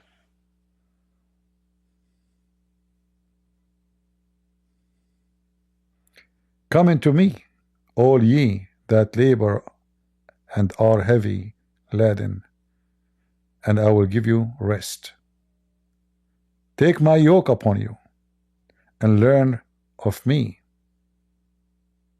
for I am meek and lowly in heart, and you shall find rest into your soul. For my yoke is easy, and my burden is light.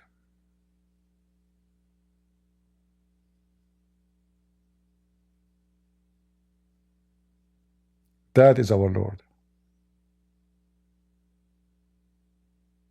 Who is yours? Beat women, beat them, use them, abuse them.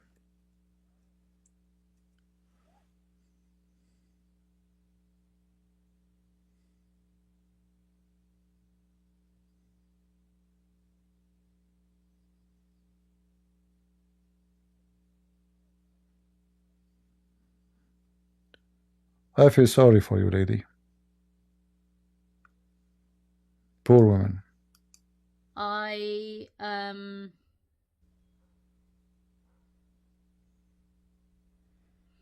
if these people represent what Muslims are meant to be, I can't identify myself as a Muslim. Exactly. This is what I'm saying to you. When I said first time she is obviously not a Muslim, she came to my channel and she left a comment. She said, I did not leave Islam. She said, I did not leave Islam. You are out of Islam, obviously. You are upset. You have dignity in your heart. You cannot accept that you are really part of such a perverse society. You don't want to be part of it. And obviously, you are not like them. Let me tell you, Lubna.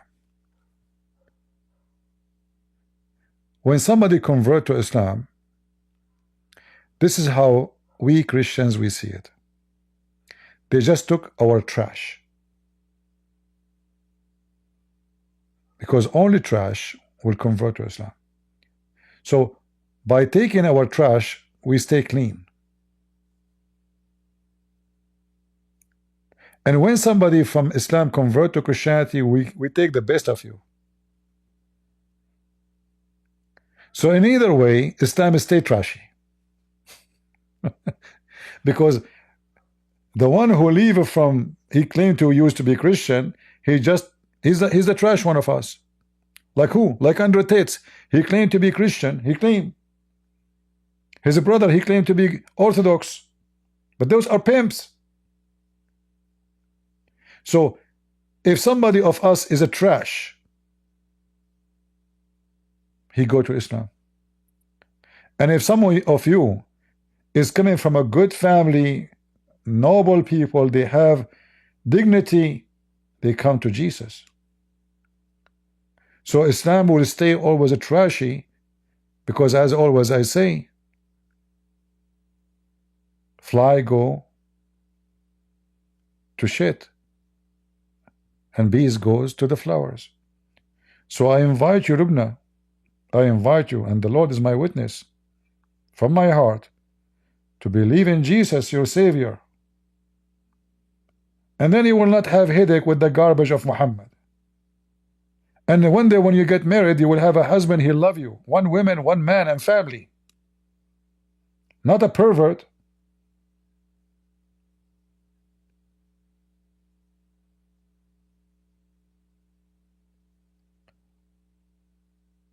You just said the truth. You cannot consider yourself a Muslim. You are struggling inside you. Islam is devilish, and you do not know what to do.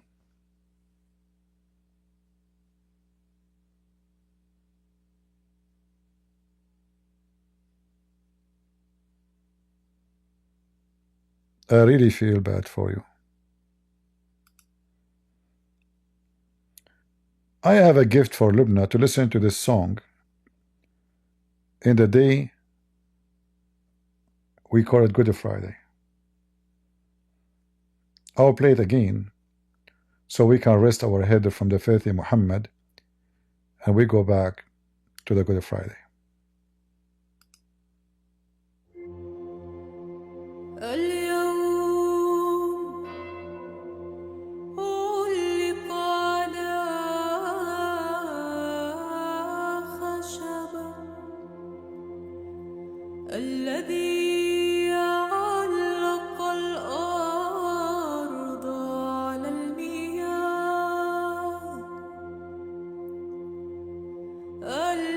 اليوم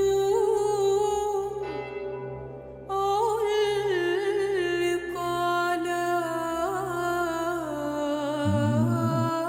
خشبة الذي علق الأرض على المياه اليوم علق على خشبة الذي علق الأرض على المياه إكليل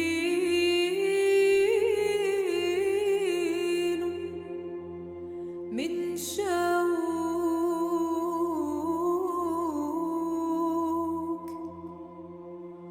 وضع على هامة ملك الملائكة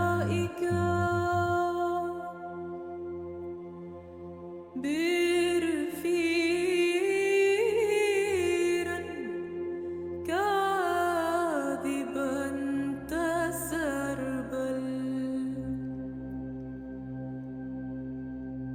الذي وشح السماء بالغيوم قابل لطمة الذي أعتق آدم في الأردن ختن البيعة سمر بالمسامير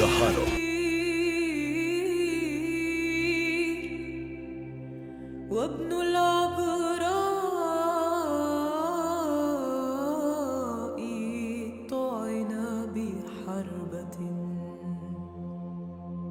نسجد لآلامك أيها المسيح نسجد لآلامك أيها المسيح نسجد لآلامك أيها المسيح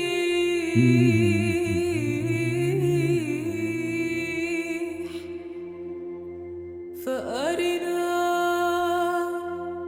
قيامتك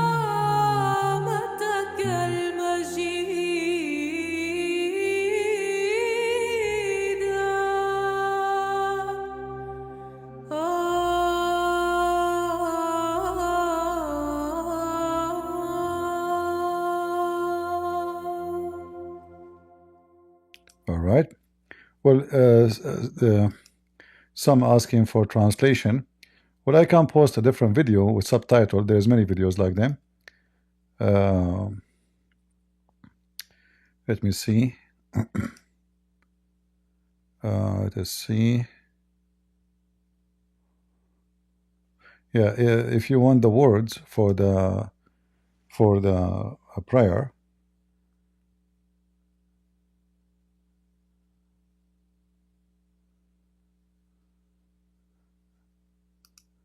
let me find you a link.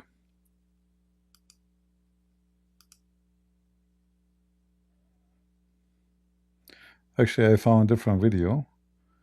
It have a subtitle. But anyway, you can read it here.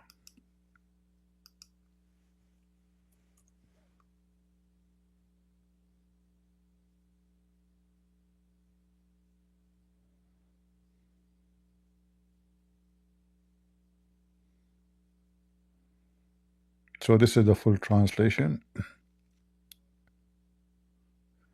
And here there is some like explanation of some words. And in fact, here there is even an audio or maybe a video. Oh, this is a video of.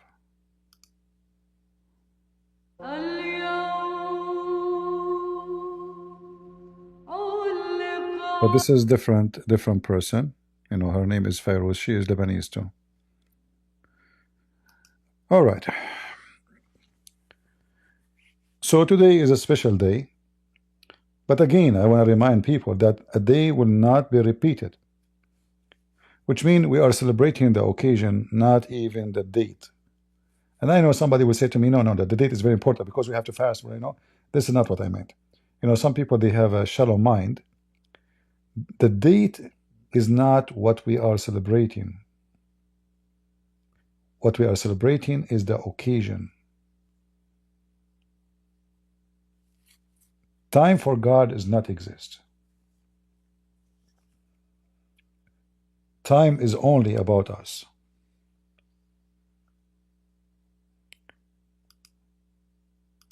We go through time. God don't. For God, there is nothing called Good Friday or Good Thursday or Good Saturday. For God, there is one thing.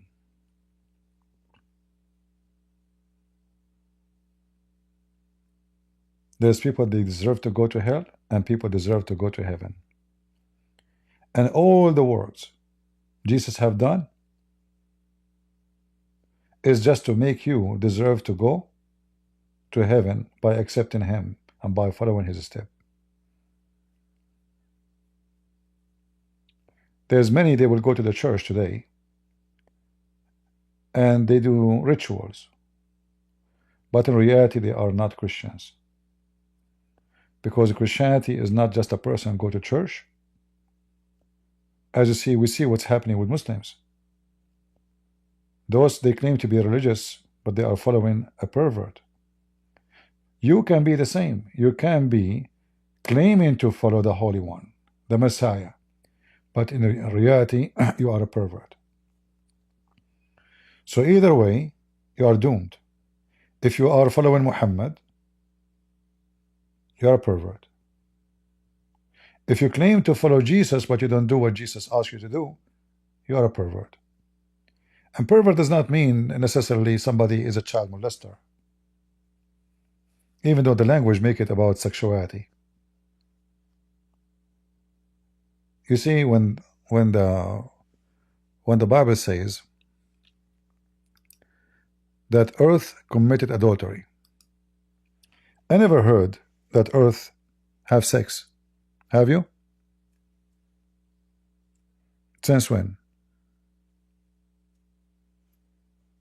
Do the earth have private part, and there's a male earth and female earth? No.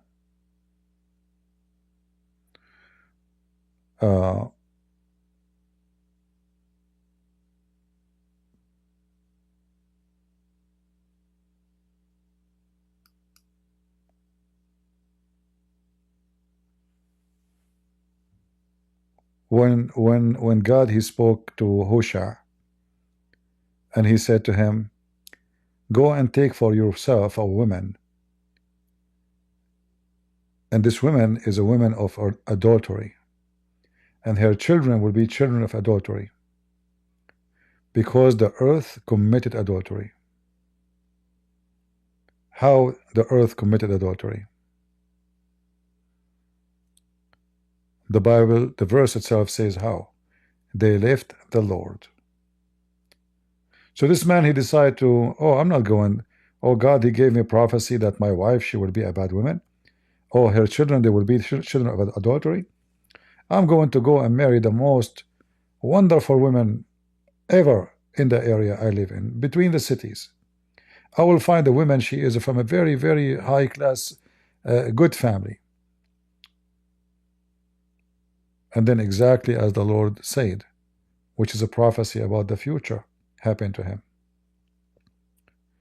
How the earth committed adultery? When the earth neglect and abandon the Lord, the whole earth. So adultery in the Bible not necessarily about sexuality. Adultery is any abomination you do against God, which will bring the pain on you, hell, because you decide to be adulterous. Adulterous, not necessarily sex. It can be a person who worship money,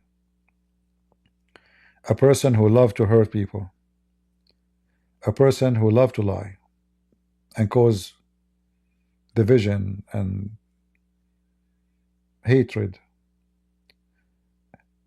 Simply adultery present evil. Any evil you do is adultery. In the same time in the Quran, anything you do evil is considered as a good deed. So if you attack the Jews and kill them, you are doing good deed. If you attack the Christian, you are doing good deed. If you kill and rape the Hindus and the Buddhists, you are doing good deeds. A Christian, he cannot do that. I can defend myself, but I cannot do evil.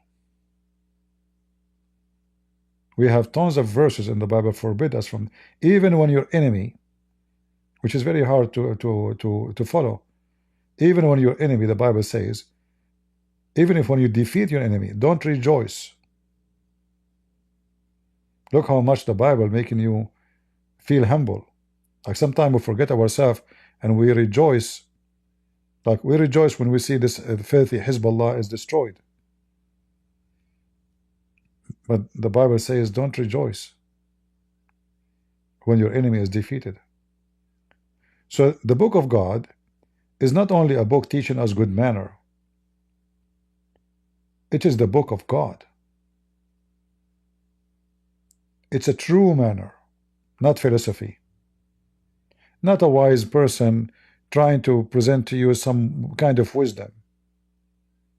It is the book where God is talking. And when he says that to you, he says it for a good reason. And the more you learn, the more you follow, the more you notice that it is true.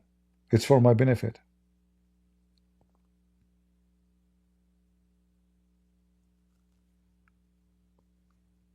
Do we have any question?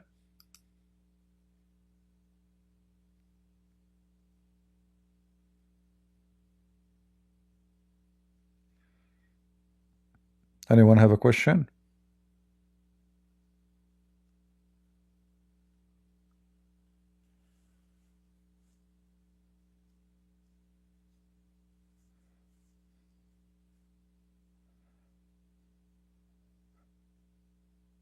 You know, I'm not qualified to tell you how amazing the Messiah is.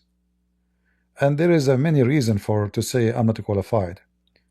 Because how, I mean, how a limited person like me can explain the love of God? Like imagine if I have like 1% of the power of Jesus, how much I will be arrogant and how much proud I will be. Imagine if I can make the blind see. Oh, people will be in front of my door by millions. People, they come to me and make the blind see. I mean, just do nothing. I don't use medicine. Imagine that, what that will do to me. Will make me so proud, so arrogant. I am the one who make the blind see. Who can do that? People will be amazed, astonished. And this is why I cannot explain to you the Messiah. Because with all what he can do and what he did, he want to wash the feet of his disciple. It is beyond logic. But the same word logic, which is in this ability to explain him, can reach the point to know that because he is truthful and he say what he do and he do what he say. So when he say, for God loved the world, he gave us a great lesson of love. Love is not about you just worshiping me. Love is my love, which I gave to you so you can love each other. Jesus don't want you just to love him. Jesus wants you to be a loving person. So the man, he loved his wife, and the wife, she loved her husband. And then both, they love their children, and the whole family love the Lord and love their neighbors. And then we have a loving society, wonderful society. When Jesus says, love your enemy, imagine if the whole world practiced one statement of Jesus. Just one. Let us say the Bible, all of it is gone, which is impossible because the Lord, He promised to preserve it. He said, the earth and the heaven will pass away, but my words will not. But let us imagine, for the sake of understanding, if the whole Bible is gone and there's only one sentence left: love your enemy. That will tell you who is the Messiah. We are in the year 2025 after Christ. And who in the world will teach you to love your enemy?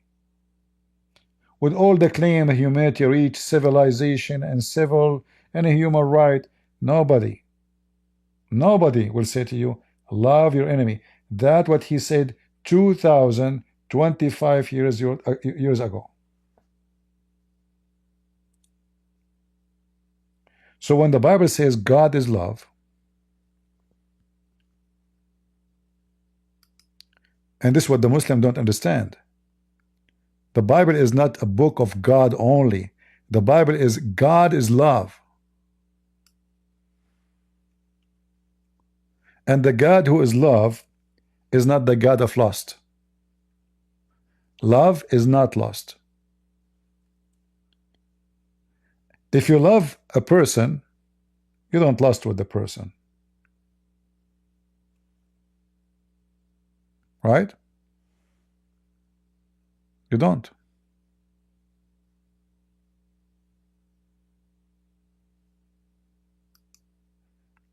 If I love a woman, I'm going to hurt her? The answer is no. There's no way you love her and then you work hard to hurt the women. If a woman, she love a man, she will hurt him? That is the opposite of love. If your son give you, or your child give you a bread, you give him a snake, as the Lord said. Where's your love? So love is the gift of God, and the Muslims, they don't know it. The Muslims, they think sex is the purpose of life. Sex is the purpose of worshiping so-called God. This is why his heaven is nothing but a sexual pervert heaven. My heaven, the heaven of my Lord, is a real heaven where there's no lust and no pervert allowed in that house, the house of God. And when we pray to the Lord and we say our Father, do you know why we are allowed to say our Father? Because God is love. Otherwise, imagine I create an ant and then I love the ant to call me my father. It's an ant. This is how you are supposedly to the Creator. I mean, He created this massive universe. Who are you? How even you deserve to be speaking to the Creator, calling Him Father, not my God, Father.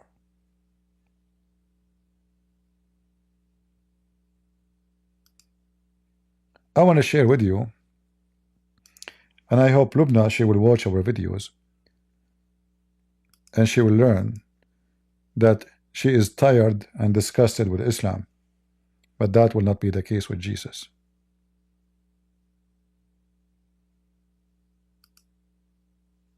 First John 4. Beloved, believe not every spirit, but try the spirits whether they are of God, because many false prophets are gone out into the world. Hereby know ye the Spirit of God. Every spirit that confesseth that Jesus Christ is come in the flesh is of God. And every spirit that confesseth not that Jesus Christ is come in the flesh is not of God. And this is that spirit of Antichrist, whereof ye have heard that it should come, and even now already is it in the world. Ye are of God, little children, and have overcome them, because greater is he that is in you than he that is in the world. They are of the world, therefore speak they of the world, and the world heareth them. We are of God. He that knoweth God heareth us. He that is not of God heareth not us. Hereby know we the spirit of truth, and the spirit of error. Beloved, let us love one another, for love is of God, and every one that loveth is born of God, and knoweth God. He that loveth not knoweth not God, for God is love. Unbelievable. In this was manifested the love of God toward us, because that God sent his only begotten Son into the world, that we might live through him. Herein is love, not that we loved God, but that he loved us, and sent his Son to be the propitiation for our sins.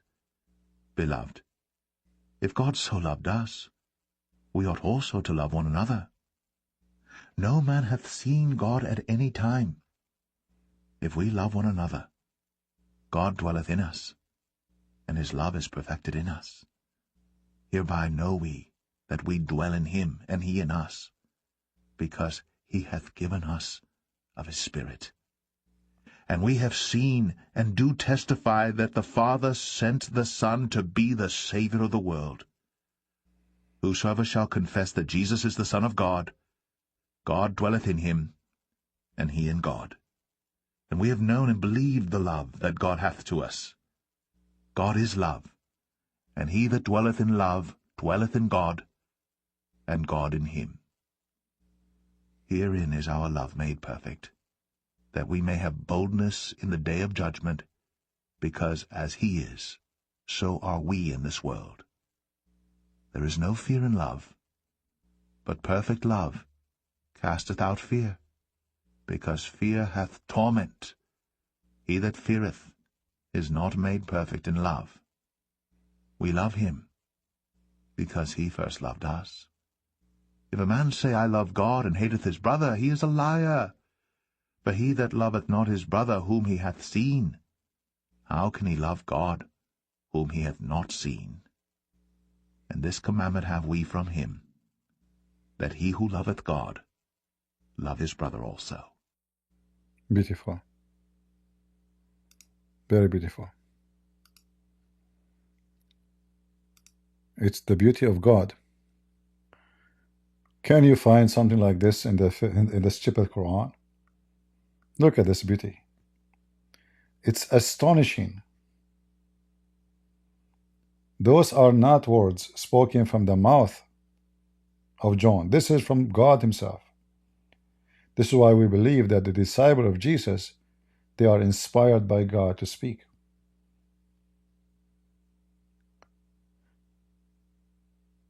And here, for those false teachers, false priests, who acknowledge Muhammad to be a prophet or his God is God, all the Bible, as we see, say clearly that the one who don't confess that Jesus Christ is come in the flesh is not of God. And this is the spirit of Antichrist.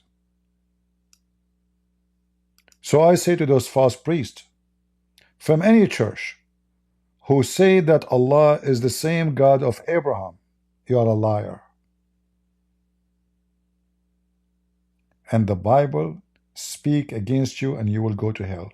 You are trying to deceive Christians, lying to them, saying that the one who refused to confess that Jesus Christ who come in the flesh is not of God,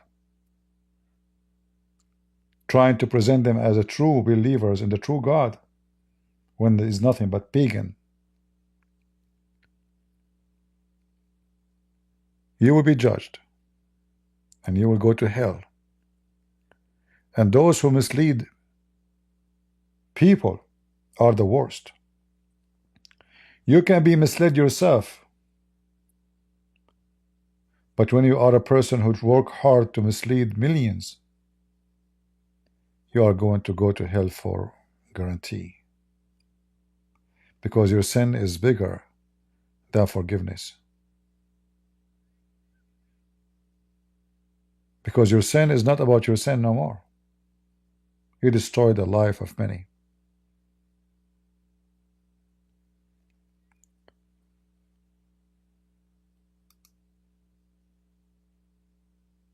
I hope that today we enjoyed some of the Holy Bible.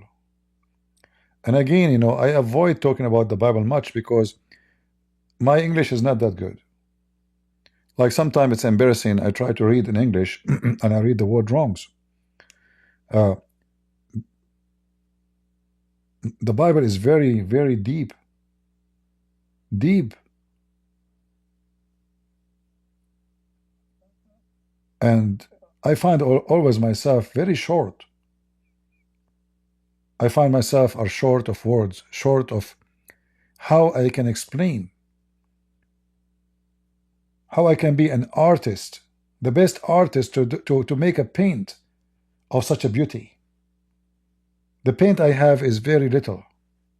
I don't have all the colors because there is no artist, no colors can paint the beauty of the Word of God.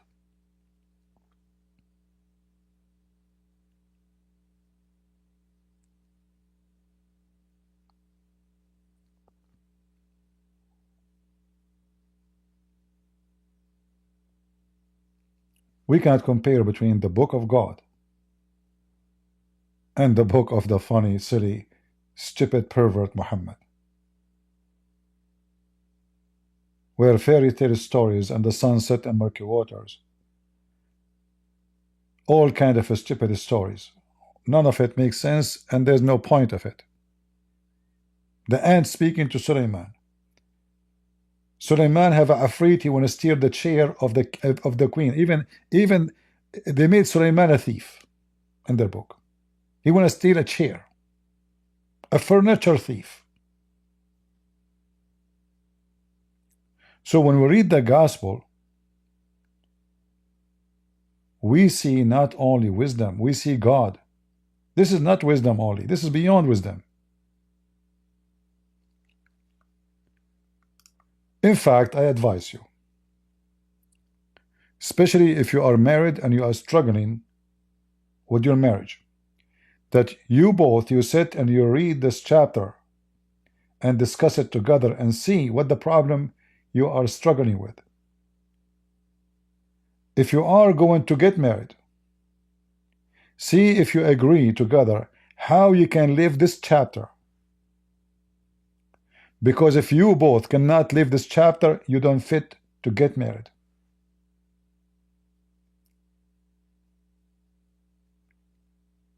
You have to examine the spirit you have, the spirit of the person you talk to, the person you want to marry from.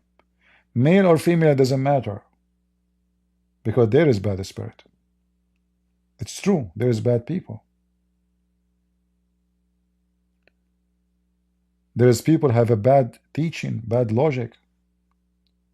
They will try to make you follow them, not necessarily calling themselves prophet. He's just a husband, but he want to make you follow him, not God. Examine the spirit. When the Bible speak about every spirit that confess that Jesus the Christ come in the flesh, this is not only about Jesus coming in the flesh. This is about Jesus the Savior, Jesus the Holy, Jesus the blood, Jesus the cross, Jesus who died for you, Jesus who said, the man, he gave himself to his wife, the same as the Christ, he gave himself to the church. So when you confess those things, you need to ask yourself, are you willing to follow those things, or just confess them by your lips? If a man is not willing to follow, then he is not worthy. If a woman, she is not willing to follow what she say by her lips, she is not worthy. Every spirit that confess not that Jesus the Christ come in the flesh is not of God, And this is that the spirit of Antichrist. And here I want to warn you, there's many people, they wear a cross in their neck, but they are Antichrist. There's many, they claim to be Christians, but they are doing business. They care not for Jesus. They care for how much money they made every month.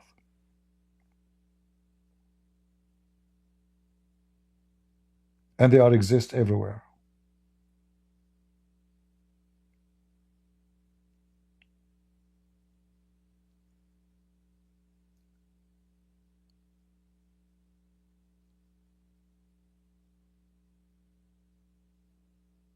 You know, when the Bible confirmed that we are God, you are of God, little children.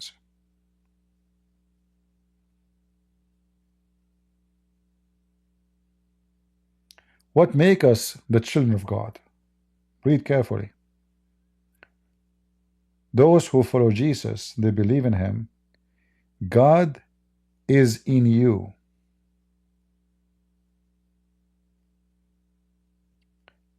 And here you notice, I mean, how we are speaking about the Almighty, the All-Powerful, the Creator, the King of Kings. And then the same book says to us, He is in you. This God, because greater is He that is in you than is that in the world. Those people live in the world, but you are not. Even though we are in this world, we are living in this earth. With all the pain we see, with all the disgusting things we see. But still we are here for it, to be a guest. This is a station. It's a journey. This is not the final station.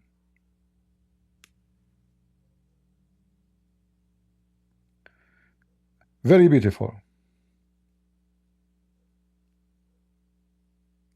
Let us love one another, for love is of God, and everyone that loveth is born of God and knows God. Where we can find this in the teaching of the faithful Muhammad?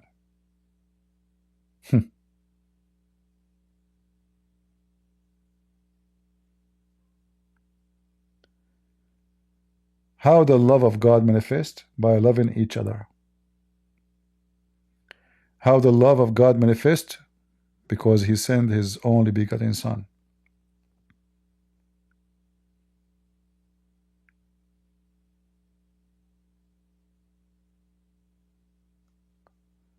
I mean, how many times the word love is repeated in this chapter alone? And how many times we can find it in the whole Quran?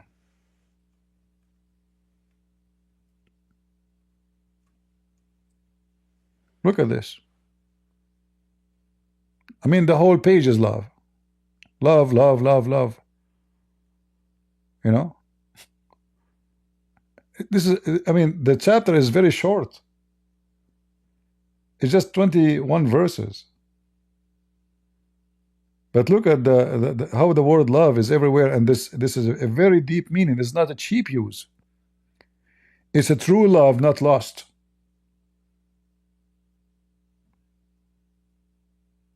We love him because he first loved us.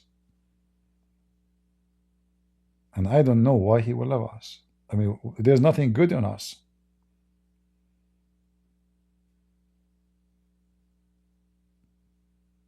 Why he will love us?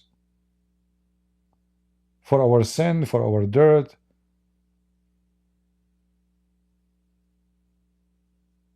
But because he is love, and the loving nature of God. And you know, somebody might say, well, if God is love, why he have hell and heaven? What about just having heaven? You see, when somebody loves you so much, and then you hurt him, that will be very evil. So imagine this person who is God. He loves us so much, and then we hurt him. And then after we hurt him again, and again and again, and then we say, oh, I thought you are love, what happened?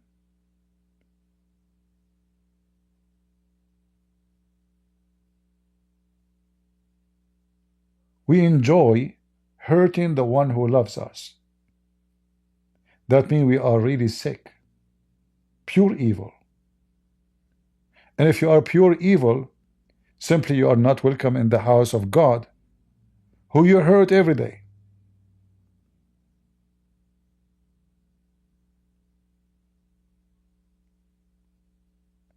The love he have for you is hurting God, because he do everything, he love us, he die for us, and then we hurt him, we curse him, we use his name in vain. Just having a conversation, some people they curse for no reason.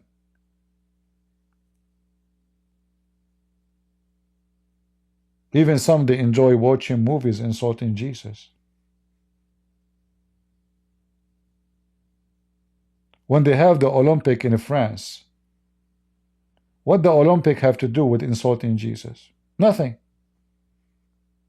But they love to hurt Jesus because his holy name is hurting their wickedness. They cannot live without hurting him. They are just a pure wicked. And those wicked, they will go to hell. And that is justice. That is not revenge.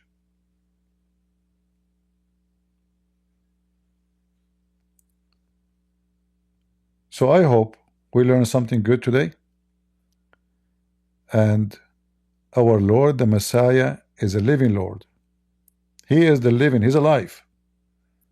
And your prophet, Muslims, is dead, and your God does not exist. You have no proof even that your God does exist. You cannot even prove it. You don't even know what the word Allah means. It's a foreign word. Muhammad and the Arab, they stole it from the Aramaic. They have no idea what this word means. You are just a bunch of pagans, black stone kissers. People who believe that black stone will erase their sin. And they forsake Jesus, who died for their sin, to save them. And I want to warn Muslims, don't lie about Jesus. Don't lie and say Jesus taught them, or the Bible taught them, that because he died for their sin, they can go and sin. You are a liar. Jesus says, go and sin no more. Jesus made so clear that those who sin, even the Bible says, drunken will not go to heaven. Not fornicators, drunken. So what about fornicators? What about evildoers? What about the wicked ones? What about child molesters?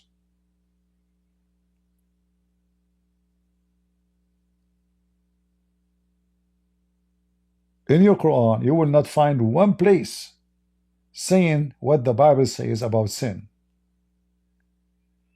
All what your God, so-called Allah, care for is to believe by name, which means by lips, say Shahada, and the rest is not important. In Christianity, you cannot do that. It's your religion who encourages sin, and just because you say Shahada, you will go to heaven. In Christianity, if you witness to Jesus that he is Son of God, and he died on the cross 1 billion times a day, that is not enough to go to heaven. Because the Lord, he says, from their fruits you shall know them, not from their words. And the Lord said they worship me with their lips, but not with their heart.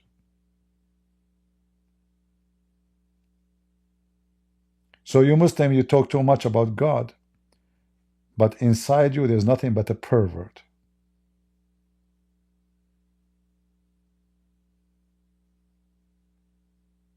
In our heart we have Jesus. He's our strength. He's our rejoice. even in the days of sorrow. We are in His name, by His name, victorious.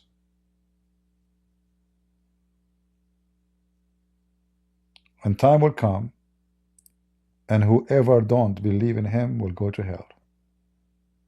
And I warned you, Muslims, and I warned you for many years. Your destination is guaranteed unless you repent and stop following the pervert Muhammad. So we warn you, for time is short, and the judgment day can come any day. Even after 1 billion years, time for God is nothing. It's going to go so fast. So fast. Before us, generation died. After generations, nothing changed. God is there, not us. So remember, tomorrow is coming, you like it or not. And the day of judgment is there, waiting for you. So either you save yourself, or you choose to go to hell where Muhammad belongs. I will leave that for you. So I want to say thank you all for being here. He is our Lord, He is our Savior, He is risen.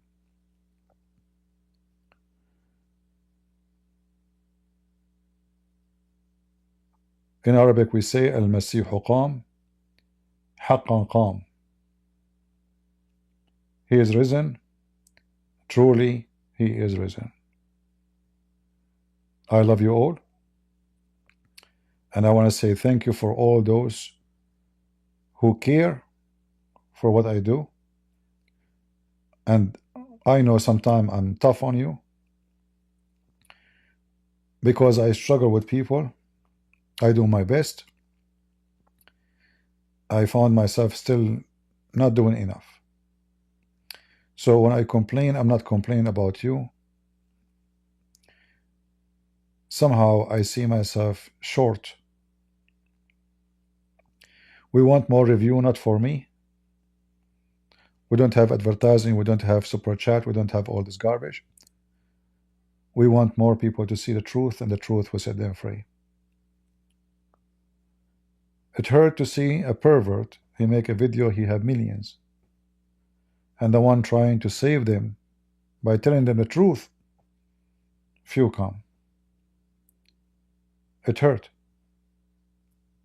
But in the same time, the Bible taught us that there is a joy in the kingdom of God for one soul is saved.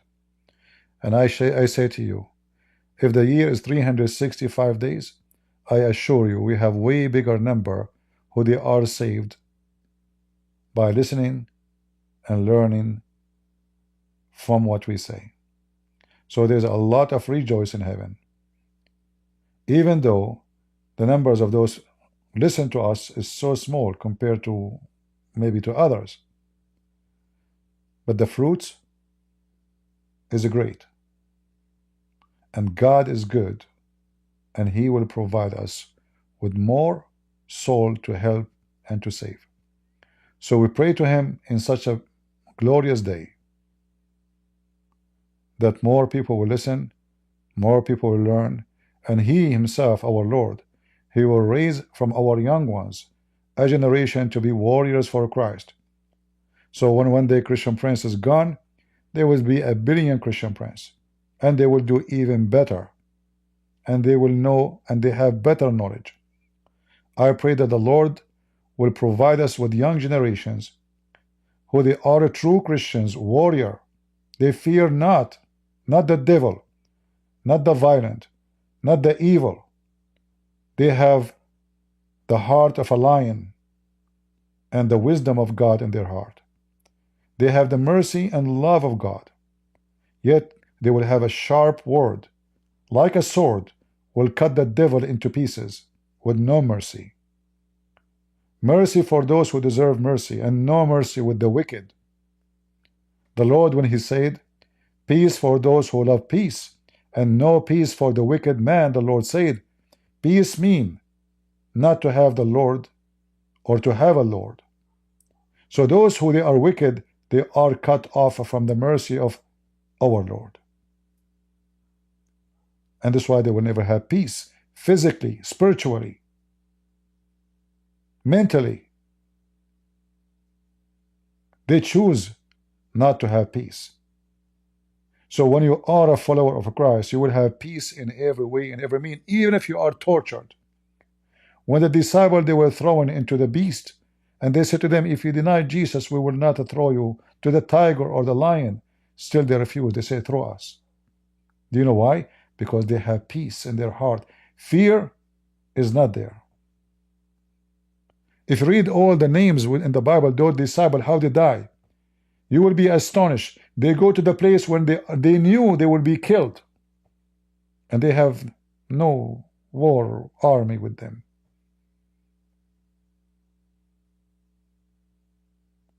They thought they conquered Jesus by killing them.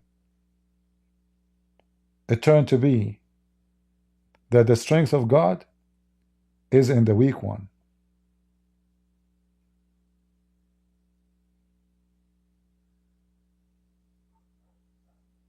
That is the strength of God.